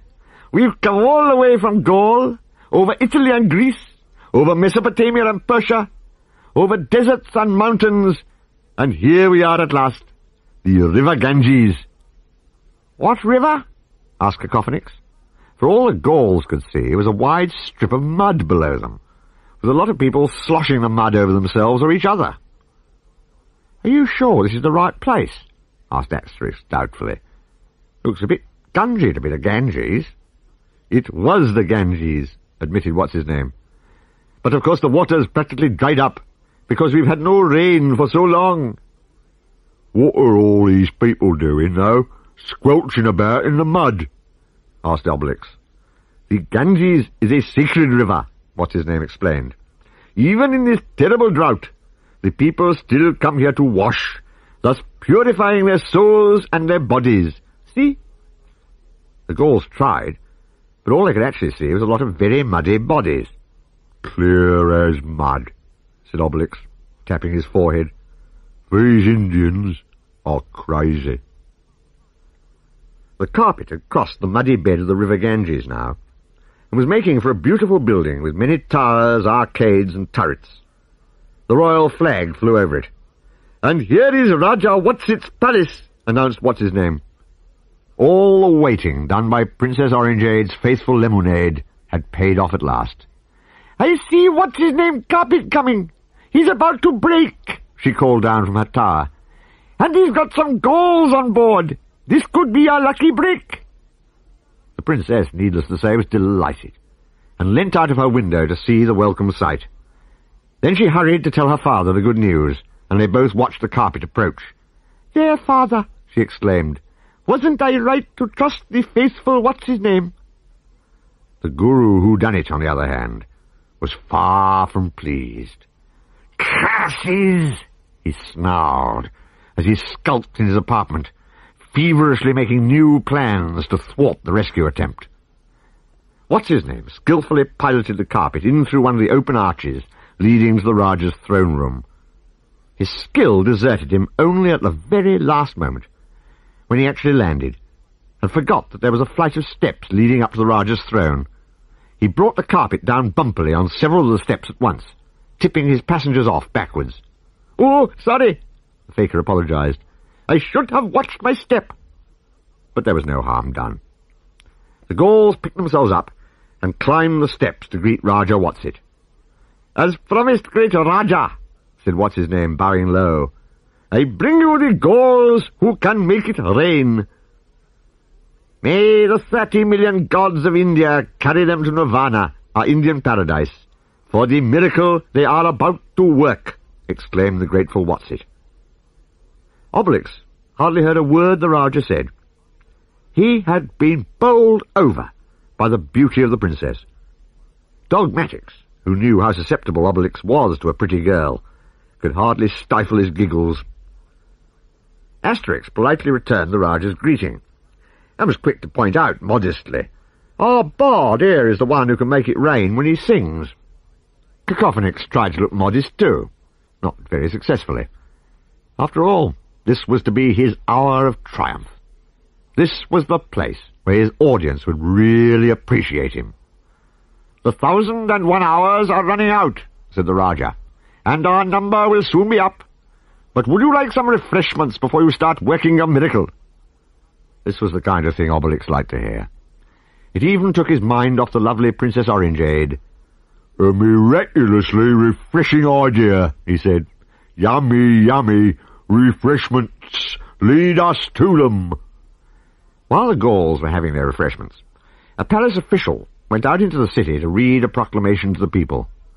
"The Gaulish miracle worker has arrived," he announced, "and he will make it rain this afternoon.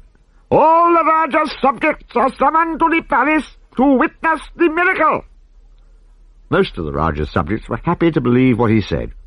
"Oh, for a patch of grey sky again," said some of them longingly. "Oh, to wash in rain and not in mud." Others, however, weren't so hopeful. They obviously didn't trust the weather forecast much. "Making heavy weather of it as usual," one man grumbled. "They're always promising rain, and it always goes and turns out fine." Hoodunnit and Rahãzade looked very glum as they listened to the proclamation. "If Watziznegm is right, these Gauls will put a damper on our plans," said Hoodunnit gloomily. At the appointed time, all the Rajah's subjects gathered outside the palace. They were a huge crowd. This was going to be the biggest audience Cacofinix had ever had. He was standing next to the Rajah on the great balcony of the royal palace, looking very important. Beside them stood Watziznegm, Orinjade, Asterix and Obelix, with dogmatics perched on the balcony rail. Silence fell, and the Rajah addressed his people. "Good people," he announced, "here, brought to us from far, far away by the fakir Watziznegm, is the Gaul who will invoke the gods in song, and persuade them to send rain from heaven and water our crops." Everyone applauded. Cacofinix began twanging his lyre. Cling it went. Clang, clong, boing! A kindly person might have thought he was tuning it. Otherwise nobody would have guessed. "Are you sure this is going to work?" the Rajah asked Asterix, a little anxiously, in an undertone. "Quite sure, I'm afraid," said Asterix. "It always does." But for once, having seen the pathetic state of the drought-ridden country, he didn't flinch too much at the prospect of one of Cacofinix's performances. "You never had an audience like this before, Cacofinix," he told the bard. "Off you go, then. Play up." Cacofinix struck a poetic attitude. He raised his lyre. He thrust out his chest. Asterix and Obelix put their hands over their ears. Dogmatics put his paws over his. Cacofinix opened his mouth to sing. No sound came out. He tried again. Harder and harder. He was pale with the effort of it. And still no sound came out. Asterix, who couldn't hear a thing with his ears covered, nonetheless slowly began to realize that something was not going according to plan. He glanced at the bard. By now Cacofinix was beetroot red in the face with the effort of trying to sing, and still no sound emerged. Asterix uncovered his ears and realized what was going on, or what wasn't. "Come on," he said crossly. "I told you to play up." "Why are you playing up now? Why aren't you playing up now? Oh, bother it all. Why aren't you singing?" Cacofinix desperately shook his head, opened his mouth wide, and pointed to his throat. It looked very sore. "Oh, no," cried Asterix in horror, realizing what Cacofinix was trying to tell him. "Don't say you've lost your voice, I ask you." Asterix was red in the face himself now, and thumping the balcony with his fist in his fury. "I ask you," he said. "When we don't want him to sing, he sings, and when we do want him to sing, he can't. Now we'll really have to face the music." As the people began to grasp the fact that the Gaulish bard wasn't going to sing after all, and there wouldn't be any miracles today, they began to mutter discontentedly. Fancy summoning them all to the palace for a fiasco like this. Someone threw a rotten mango, another followed it, and pretty soon Cacofinix was being pelted with large quantities of squashy fruit and vegetables. "Oh dear," quavered the Rajah, scuttling out of range of the flying greengroceries. "This isn't the kind of rain I was really hoping for." Obelix had grabbed hold of his friend to calm him down, at Asterix's own request. "Keep that bard well away from me, or I might do him an injury," he shouted. But of course Cacofinix's silence had been music to the ears of Hoodunnit and Rahãzade. They leant over their own balcony, chuckling. "By all the avatars," said Hoodunnit, swearing by the incarnations and metamorphoses of those 30 million Indian gods, "the Gauls will have to change their tune now. "I told you so, O divine master," said Rahãzade the fakir. "Rain-making is sheer science fiction." "All the same, we must be careful to keep the heat on," said Hoodunnit, as he and Rahãzade retreated into his apartment again. "Now I have an idea." Meanwhile, the Gauls were back in the throne room. Asterix had recovered from his fit of temper, and was helping to wipe the sticky fruit pulp and juice off the bard. "I'm sorry I got so upset, Cacofinix," he apologised. "I know it's not really your fault.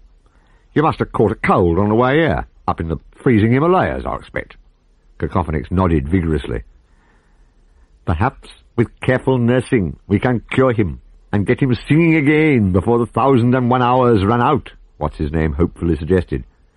The Rajah was quick to act on this suggestion. "Summon my doctors at once," he ordered, snapping his fingers. The doctors came. Several doctors, each with an expert opinion of his own.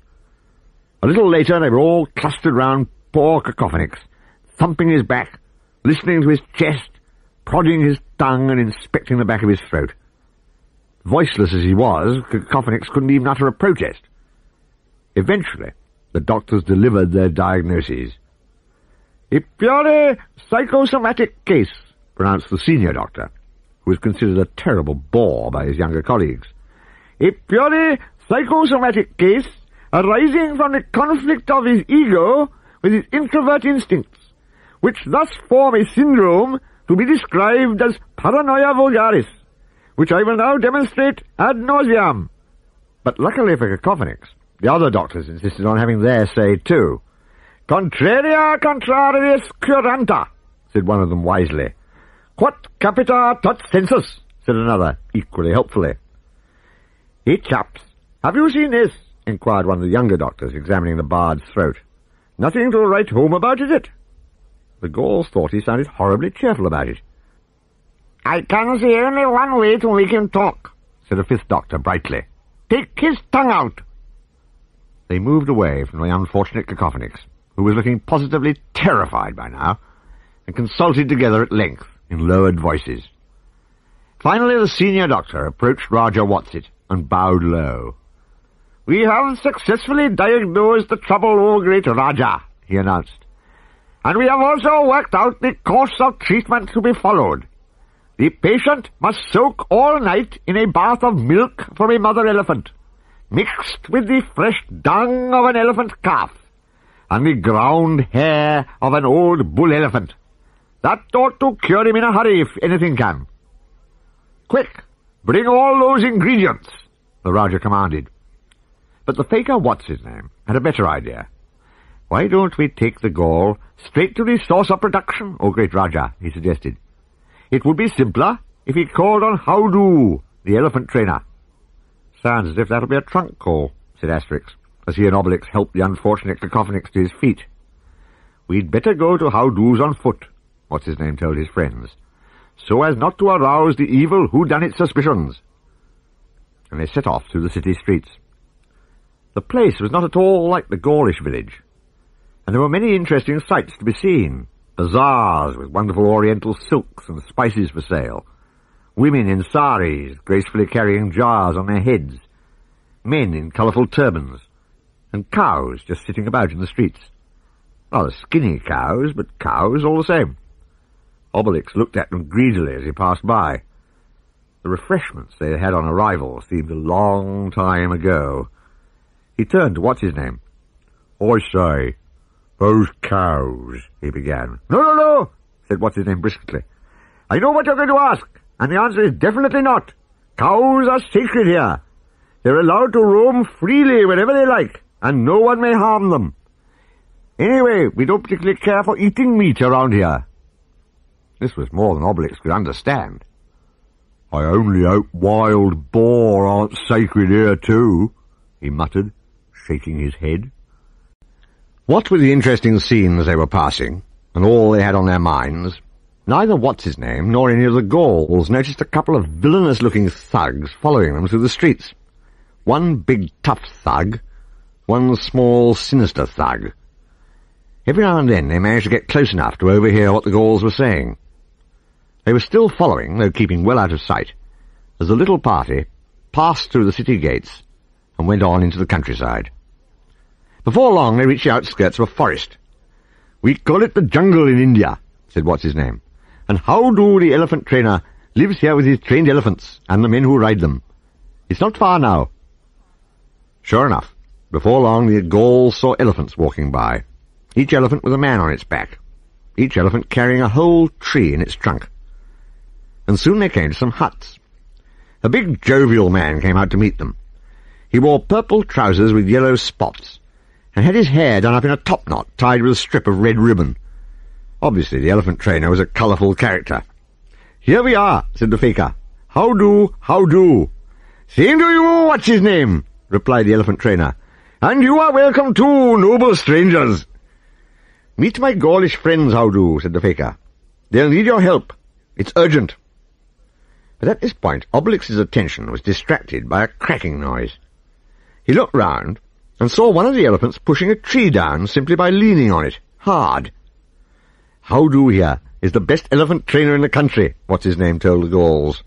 "He gets his animals to perform amazing feats." Obelix wasn't particularly impressed. "A handy feat? But what's so amazing about it?" he asked, strolling over to a large tree. The cracking noise was heard again. "Seems to me the kind of thing it's easy to pick up," he added, suiting the action to the words and plucking the tree out of the ground, roots and all, with the greatest of ease.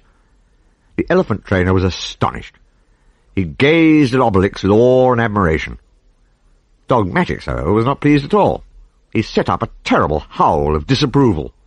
"Oh, sorry, Dogmatix," said Obelix remorsefully. "I quite forgot how you hate to see anyone pick the pretty trees." The elephants themselves were looking at Obelix in surprise. "By the way, Obelix," said Astérix, pointing to one of them, "weren't you asking me on the way what a pachyderm was?" "Yes," said Obelix. "Well, that is," said Astérix. "Huh?" said Obelix, tossing the tree lightly away over his shoulder. "Not much like me, is it?" "You're very well trained, stranger," said Howdo. "Very well trained. Listen, I can give you a job if you like." It was Obelix's turn to look surprised. "Howdo, that's not the kind of thing we're here for," Watziznegm explained. "The Gaulish bard has lost his voice and can't sing. The doctors have prescribed him a bath of elephant's milk mixed with elephant dung and elephant hair. We thought you could mix one up on the premises." "Bother that," said the elephant trainer cheerfully. "Doctors, what do they know about it? I know a much quicker cure. I had an elephant once who couldn't trumpet because his trunk was all stuffed up. So how do you think I cured him? Why, by blowing down his trunk very hard, that's how. Since then I admit he's tended to get wind, but he can blow his own trumpet all right. I'll do the same for your friend here, if you like." Poor Cacofinix was struggling helplessly to protest. He thought the idea sounded quite horrible. Luckily for him, Asterix thought so too, and firmly pushed the elephant trainer away as he advanced purposefully towards the bard.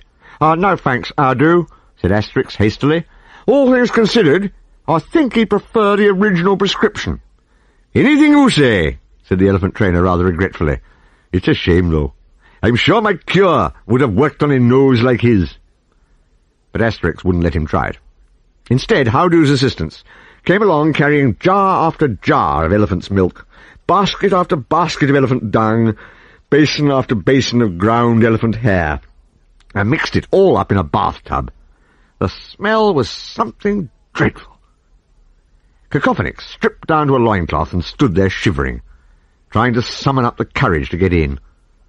Obelix and Dogmatix were having a fit of the giggles at the sight of the bard, and trying not to let him see it, so as to spare his feelings.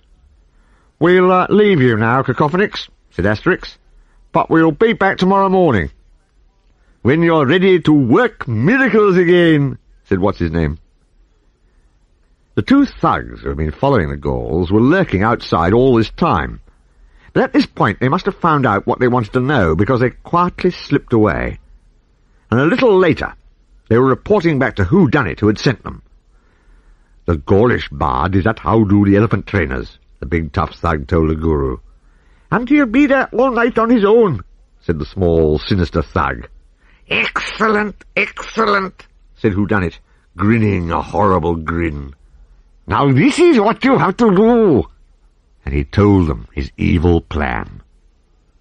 It was 18 hours from 0 hour, the time of the princess's execution, and night had fallen, when the bard's lonely vigil in his bathtub was rudely interrupted by the two thugs. They broke in, hauled him out of the tub, and tied him up. In fact, his vigil was very rudely interrupted, since they weren't concerned with his finer feelings, and didn't scruple to say what they thought about the way he smelt. "What a pong," said the big tough thug. "It makes me gag." "At least we needn't waste time gagging him, seeing he can't speak," said the small, sinister thug. They got the bard up on a stolen elephant with passenger baskets each side, and rode away through the jungle, still grumbling about the smell. "I can stand most things," said the big tough thug morosely. The night, the jungle my night. But this stink is too much even for me." "The sooner we get where we're going, the better," agreed the small, sinister thug. Hoodunnit and Watzit were keeping track of the hours as the night passed by. The moon was high in the sky. "By now our men will be taking the Gaul to the sacred sanctuary of the elephant's graveyard in the heart of the jungle," Hoodunnit calculated. "Hee, chuckled the fakir Rahãzade. "And by the time he's found, the furious elephants will have trampled him to death." Asterix and Obelix, of course, had no idea of what was happening to the bard. They spent a peaceful night in luxurious beds in the Rajah's palace. Watziznegm woke them next morning, flying in through the great arched window of their bedroom, on the faithful blue and gold Persian carpet that had served them so well. "Time to go and get Cacofinix," he announced. "Come along, rise and shine. We'll get there faster by carpet." "What about my breakfast?" said Obelix, horrified at the thought of going without, which seemed to be what the fakir was suggesting. "There's a time and a place for everything," said Asterix. He jumped out of bed. "Come on, hurry up." Before Obelix knew it, they were on the Persian carpet and flying out of the window again. "I can't wait to see if the cure has worked," said Watziznegm. "I can't wait to know when it'll be the time and the place for my breakfast," grumbled Obelix. "I feel so flat when my tummy's empty." "And your tummy's not the only part of you," said Asterix, looking meaningfully at the small part of Obelix's large head, where he might be supposed to keep his brain. Obelix took no notice. "There, you admit it yourself. I do have a flat tummy," he said with dignity. From his own windows, however, the wicked guru Hoodunnit had seen the carpet take off. He didn't want the Gauls to get to Howdo the elephant trainer's place and discover that Cacofinix was missing just yet. There was still time for the ingenious Watziznegm to think of some new, clever dodge. He turned to his faithful henchman, the fakir Rahãzade. "They're off to fetch the bard. Try to delay them, Rahãzade," he ordered. "Hey, that'll be easy," cackled Rahãzade. "My carpet's parked quite close." And singing happily to himself, he waltzed down the steps of Hoodunnit's apartments and sat down on his own grey and yellow flying carpet. "Now for the showdown, what's his name?" he said. There was great rivalry between the two fakirs, and Rahãzade was determined to prove that he was the best at magic. Accelerating like mad, he caught up with Watziznegm and his passengers, and braked to a stop in mid-air, carpet screeching, just before the two carpets collided head-on. Stretching out his right hand, he sent magic forces rippling towards his opponent to hold him back. "You shall not pass, Watziznegm," he cried. "By Vayu," gasped Watziznegm, calling on one of the great gods of India, as he reached his own hand out, sending his own magic force field into the air. "How's that?" "Not out, I'm afraid," said Obelix regretfully, for it looked as if neither fakir was stronger than his rival. The two carpets hovered exactly where they were, held in place by the equally powerful magic of both fakirs. They hurled magical invocations at each other. "Agni consume you in the fire of hell," said Rahãzade, swearing by the god of fire. "Kala turn you to stone till the end of time," replied Watziznegm, swearing by the god of time. "We're never going to get anywhere at this rate," Asterix muttered crossly. It wouldn't do any harm to invoke a Gaulish god for a change, he thought. "Totatis help us," he said. "This carpet's much too high in the air for us to jump off." But at that moment, the end of a rope came rising vertically upwards through the air and stayed there, rigid. Asterix could hardly believe his eyes when he looked down and saw that it seemed to be coming up of its own accord, from a coil of rope on the ground. A little fakir, who looked very much like Watziznegm, was sitting beside it, with a cobra in a basket, and playing a tune on his pipe. "Come on," said Asterix. "This is our chance." And seizing a rope, he shinned down it. Cacofinix was right. These people do have strange powers. "Do they?" said Obelix, following him down the rope, with the terrified Dogmatix perched on top of his helmet. "What's so strange? I mean, it's only a rope hanging up." But the moment they were both safely down, the rope went limp and fell to the ground in coils again. "Thanks very much for throwing us a rope," Asterix said to the man playing the pipe. "You're welcome," he said. "Watziznegm's an old friend of mine. Pleased to meet you. By the way, I'm an Indian rope trickster and snake charmer." "Charmed to meet you too," said Asterix fervently, shaking hands before he and Obelix hurried off. They could still hear the two fakirs exchanging magical curses up in the air above. "Surya, consume your bones," said Rahãzade, swearing by the god of the sun. "Vak, turn your tongue to stone," replied Watziznegm, swearing by the god of speech. "If they're going to invoke all their 30 million gods, we shan't be seeing Watziznegm again in a hurry," said Asterix. "Come on, there's no time to lose. We must collect Cacofinix and take him back to the palace to sing. And I never thought I'd be in any hurry to hear him do that." But when they reached a hut in the jungle and knocked on the door, no one answered. Asterix knocked again. And again. "I don't like this a bit," he said, worried. "There's no reply. And if there's no reply, that must mean Cacofinix hasn't got his voice back yet." Unable to bear the suspense any longer, he simply opened the door and walked in. However, there was no one in the hut at all, with or without a voice. Both the hut and the bathtub were empty. After the first shock, Asterix rushed out to find Hoodunnit, and almost collided with him. Hoodunnit was looking very upset, and carrying an elephant's chain and leg shackle. "Hoodunnit, our friend's been kidnapped," gasped Asterix. "Look, here's his lyre, and his clothes. He'd never have left of his own free will without 'em, especially not his lyre." "And I've had an elephant stolen," said Hoodunnit, who was not his usual genial self. "My favourite elephant, the one whose trunk I unblocked." Dogmatix was sniffing away at the elephant's leg shackle. Asterix put two and two together fast. "Hoodunnit, I rather think the same people stole both our bard and your elephant," he said. Next moment his guess was confirmed. "Dogmatix has picked up a scent," shouted Obelix, as his little dog suddenly went racing off, nose close to the ground. "Let's follow him, quick," said Asterix, setting off. "I'll come with you. I want my elephant back," said Hoodunnit. "I'm sure Cacofinix is in danger," panted Asterix, as they raced along. "I only hope we can get there in time, wherever it is." Time was indeed getting short. It had been only 9 hours from 0 hour when the big tough thug and the small sinister thug thankfully abandoned Cacofinix in the elephant's graveyard. An eerie place, full of vast skulls and elephant bones. The bard's desperate attempts to utter a sound were still in vain, and the thugs took no notice of his struggles. "Let's clear off," said the small sinister thug. "The air here isn't very healthy." "Especially not near that stinker," said the big tough thug heartlessly, as they rode away on their stolen elephant.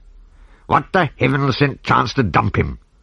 He was beginning to feel a bit better, and laughed a lot at his own joke. "Heaven-sent, get it?"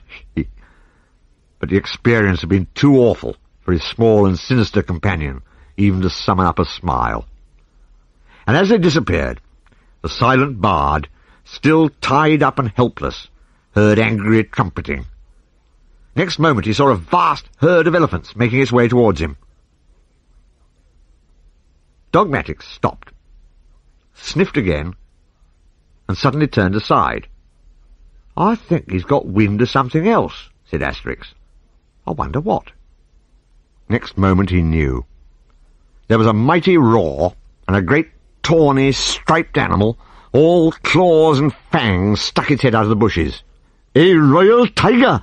gasped Hoodunnit, dropping to the ground along with Asterix, just as the huge and powerful tiger sprang. Obelix, however, stayed where he was and simply reached out one clenched fist. The enormous tiger collided with it and knocked itself unconscious. Obelix took a look at it. "Royal or not, I don't think it's edible," he said, sadly tossing it over his shoulder just as he had tossed the big tree the day before. "Your friend really is very well trained," said Hoodu to Asterix. "Will you swap him for 10 elephants?" "I wouldn't swap Obelix's friendship for all the elephants in the world," said Asterix proudly.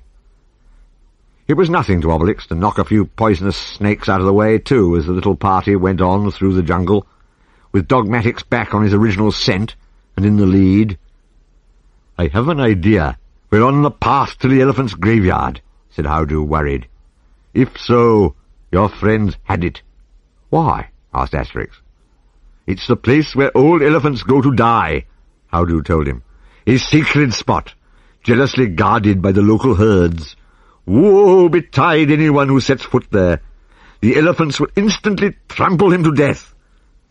This wasn't exactly cheering, and the jungle became less and less comfortable as coconuts suddenly began falling on the Gauls' heads. "It's those wretched monkeys bombarding us!" exclaimed Hoodu. And there was worse to come. Next moment a monkey swung down on a creeper from the top of a tree, grabbed Dogmatix and snatched him away. "Dogmatix!" shouted Obelix. "I can see him," said Asterix. "Look, he's in the monkey's arms at the very top of the tree." Obelix was furious with the mischievous animals. "Stop monkeying about, will you?" he yelled, grabbing the tree trunk and shaking it. Several monkeys and the little dog himself began to fall through the branches. "Here he comes, Obelix!" shouted Asterix. "I'll catch him." And he did. "There you see, Dogmatix," said Obelix, as his dog happily licked his face. "I was thinking of you this time. I remembered how you ate me to pull trees up, so I only shook it." "Swap him for 15 elephants?" murmured Hoodu hopefully. Asterix shook his head. "Monkeys, I ask you," said Obelix, aggrieved, as Dogmatix picked up and followed yet another scent. "Why can't they have wild boar in this country, same as anywhere else? And what's this supposed to be?" he inquired in exasperated tones, as he came face to face with the huge rhinoceros whose scent Dogmatix had been following. "A nasty lot you get in these Indian jungles," he added, sending the dazed rhino flying through the air. 20 elephants, said Hoodu. "No," said Asterix. "Hoodu, you're getting me down." And then at last, Dogmatix located the source of the scent he had originally picked up. An elephant. Hoodu's stolen elephant, carrying the big tough thug and the small sinister thug who were in the pay of Hoodunnit. "The Gauls!" they gasped in alarm as Dogmatix barked frantically. "My elephant!" cried Hoodu happily. Obelix picked the thugs off the elephant's back and held them in an iron grip, one vast arm round each neck. "Now then, where's our bard?" Asterix asked them. The big tough thug was too terrified to do anything but spill the beans at once. "The guru Hoodunnit told us to take your smelly bard to the elephant's graveyard," he confessed. "He promised to make us stinking rich. I don't know about the rich bit, but we certainly got stinking." That was all the Gauls needed to hear. Next moment the two thugs were flying through the air, just like the tiger and the rhino before them, as Asterix exclaimed, "Quick, Hoodu, take us to the elephant's graveyard." "We'll go by elephant," said Hoodu, helping the Gauls to get up on the stolen elephant's back. "He'll lead us straight there." As they approached the elephant's graveyard, they saw the mighty grey rear ends of countless elephants, all looking at something in the middle of the great clearing. "This is it," said Hoodu. "We'll soon find out if there's anything left of your bard."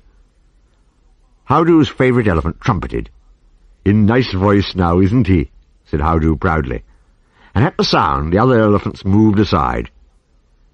The Gauls had feared the worst. What they saw was Cacofinix, the bard, reclining on a big, soft heap of green leaves and eating a banana. Great bunches of bananas lay beside him, and melons and apples and oranges, and all kinds of other fruit that the elephants had picked for him. "Thanks be to Tartarus, he's all right," cried Asterix. "Thanks be to the smell clinging to him, more like," said Hoodu, as they put Cacofinix in one of the baskets on the elephant's back, and started home, while the wild herds trumpeted a fond goodbye, He was lucky. The elephants thought he was one of them, the trainer went on. I knew I had nothing in common with a pachyderm, observed Obelix. Unfortunately, it seemed that the bard still hadn't got his voice back. But you're alive, that's the main thing, said Asterix thankfully. However, it was now only 2 hours before 0 hour, and preparations for the sacrifice of Princess Orinjade were already underway. The poor princess was dreadfully worried. What can the Gauls be doing? She asked herself. And where is Watziznegm? Well, we know about the Gauls, and as for Watziznegm, he was still busy with his summit meeting. Which of the 2 fakirs would win? Watziznegm? How's that? It was all still in the air. Scumber, bring the sky down on your head, shrieked Rahãzade, swearing by the cosmic pillar god supposed to support the sky. Push on, turn you into an old goat, shouted Watziznegm, swearing by the god of domestic animals. But they weren't even halfway through the 30 million gods yet. This is getting us nowhere, thought Watziznegm. And then suddenly he thought of a way to outwit his rival. He couldn't pass the other flying carpet because of the magic force field. But all at once he sent his own carpet zooming vertically upwards. Taken by surprise, the fakir Rahãzade shot forward on his carpet and stunned himself against the wall of one of the palace towers. Dazed and spinning, he fell to the ground, while his grey and yellow carpet fluttered gently down and settled on top of him. Now Watziznegm was free to go his own way. But it was only 30 minutes to 0 hour now. I must find the Gauls quick, thought Watziznegm. He made for Hoodu's place, where the trainer's favourite elephant was spraying water over the bard to wash off his horrible smell. See that? My elephant can give you a shower, as well as blowing his own trumpet, boasted Hoodu. Soon the bard was clean, dry, and dressed again. Thanks and goodbye, Hoodu, said Asterix, shaking hands. We must be off as fast as we can. We're still going to try to rescue the princess, even though our bard's lost his voice. On the way, they were delighted to see the familiar figure of Watziznegm bringing the blue and gold Persian carpet to a hovering halt just in front of them. Quick! Jump aboard! He cried. We must hurry if we're to rescue Princess Orinjade from the clutches of the evil Hoodunnit. Asterix remembered the gourd of magic potion that Cacofinix had given him. He took it out, drank some, and handed the gourd on to the bard. Here, Cacofinix, you take a little magic potion too, he said. We're going to need all the fighting forces we can muster. It was 5 minutes to 0 hour, and the evil Hoodunnit approached the Rajah and his daughter with a couple of beefy guards. Better resign yourself, princess, he said. There's still no rain, so your last hour has come. And despite the Rajah's angry curses on him, Hoodunnit had the princess led away by the 2 guards, and made her climb up on the platform where the block stood. The huge executioner had his axe all ready to behead her. Bravely the princess faced her death. She turned and spoke to the crowd. May my sacrifice persuade heaven to shower its blessings on you once again, she prayed.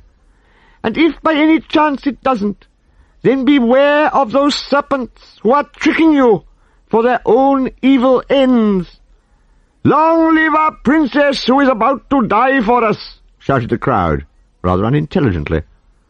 Poor silly idiots, thought Hoodunnit, as the princess laid her head on the block, and he began the countdown. 5, 4, 3, 2, the executioner raised his axe.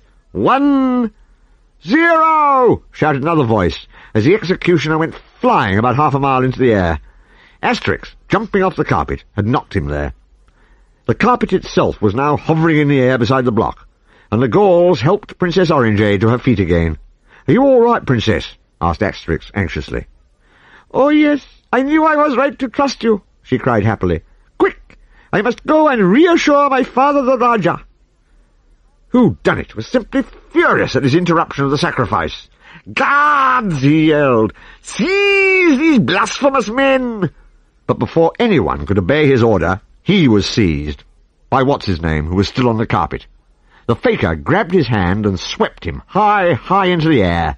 "Let me go!" shouted the guru. "I order you to let me go!"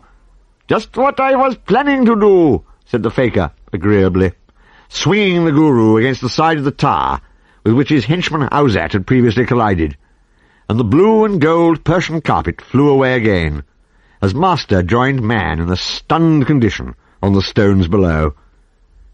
Meanwhile, the three Gauls and dogmatics were wading into the guru's guards, just as if they were a bunch of Romans. The guards didn't know what had hit them. "This magic potion really does work wonders, Asterix," said Cacofinix, knocking one of them into the middle of next week. "You said it," agreed Asterix. Then he did a double take. "Wait a minute. So you did. You're talking again." "Why, so I am," cried the delighted Cacofinix. "It must be the magic potion. And if I'm talking, I can sing too." And flinging his arms wide, he struck up a song by a famous British bard. "Hey, ho, the wind and the rain," he chanted. And to think it only took a little magic potion, thought Asterix. The first raindrop fell on his nose. "For the rain, it raineth every day," warbled the bard. Rain began falling thick and fast over the platform, the block and the dazed guards, who turned tail and fled. "Oh, really?" said Obelix, disgusted. He had hoped they'd put up more fight. "Don't be so wet," he shouted after them. Up on the palace balcony, the Rajah and the princess gazed gratefully at the pouring rain. "The Gaulish miracle!" exclaimed Princess Orinjade. Sure enough, the Gaulish miracle had brought the monsoon season on at last. The crops were saved, the waters of the Ganges rose again, and all the Indians were happy, with a few exceptions, among them Hoodunnit and Rahãzade, who took to the air on the grey and yellow carpet as soon as they had regained their senses. They thought it best to get out of the Rajah's way, fast. But theirs was not the happy carpet, as they huddled together in the pouring rain. "Sheer science fiction, that idiot said," muttered Hoodunnit, glancing darkly at Rahãzade. "Going to be Rajah instead of the Rajah, that crook said," grumbled Rahãzade, looking equally darkly at his master. But all was well in the palace, very well. "You have given us so much," said the grateful Rajah. "What can we ever give you in return?" "Something to eat," shouted Obelix, seizing his chance. And the Indians held a banquet for the Gaulish heroes. They sat on cushions instead of at a table, but otherwise it wasn't unlike a Gaulish banquet. And much to Obelix's relief, there was roast wild boar. "You'll be glad to know that the boar is not a holy and therefore inedible animal to us, Obelix," said Watziznegm, as the banquet was served up. "Yum! Scrunch!" went Obelix. "It's a wholly edible animal to me, I can tell you."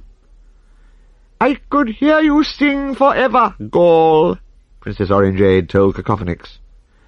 Cacofinix beamed at her. "I wouldn't push your luck, Princess," Asterix warned. "You might get floods as bad as the drought was." "Feeling better now, Obelix?" he asked his friend. But Obelix, though munching his way through a second boar, seemed unaccountably gloomy. "I'm fed up, Asterix. Scrunch," he said. "Fed up? Why?" asked Asterix, in surprise. "Because I've an idea they may be having a banquet in our village at this very moment," said Obelix. "I can almost smell it. And if they are, then they're having it without us. That's why." Obelix obviously had a good nose, almost as good as his dog's, because he was quite right. A few hundred carpet-flying hours from the valley of the Ganges, Chief Vital Statistics was raising his voice and his drinking horn to propose a toast. "And so I drink to our great warriors," he announced. "Our own lads who have gone east to distant lands to bring aid and the image of our great and beautiful Gaulish nation to strangers. And I say to you now, his speech was getting boring again. Some of the villagers started dancing on the table. Others reached for third helpings of ball. Geriatrix turned to the druid. It's a long time since we had any rain in our village, don't you think, Cacofinix? Yes, agreed the druid thoughtfully. Perhaps we ought to hope our bard comes home soon.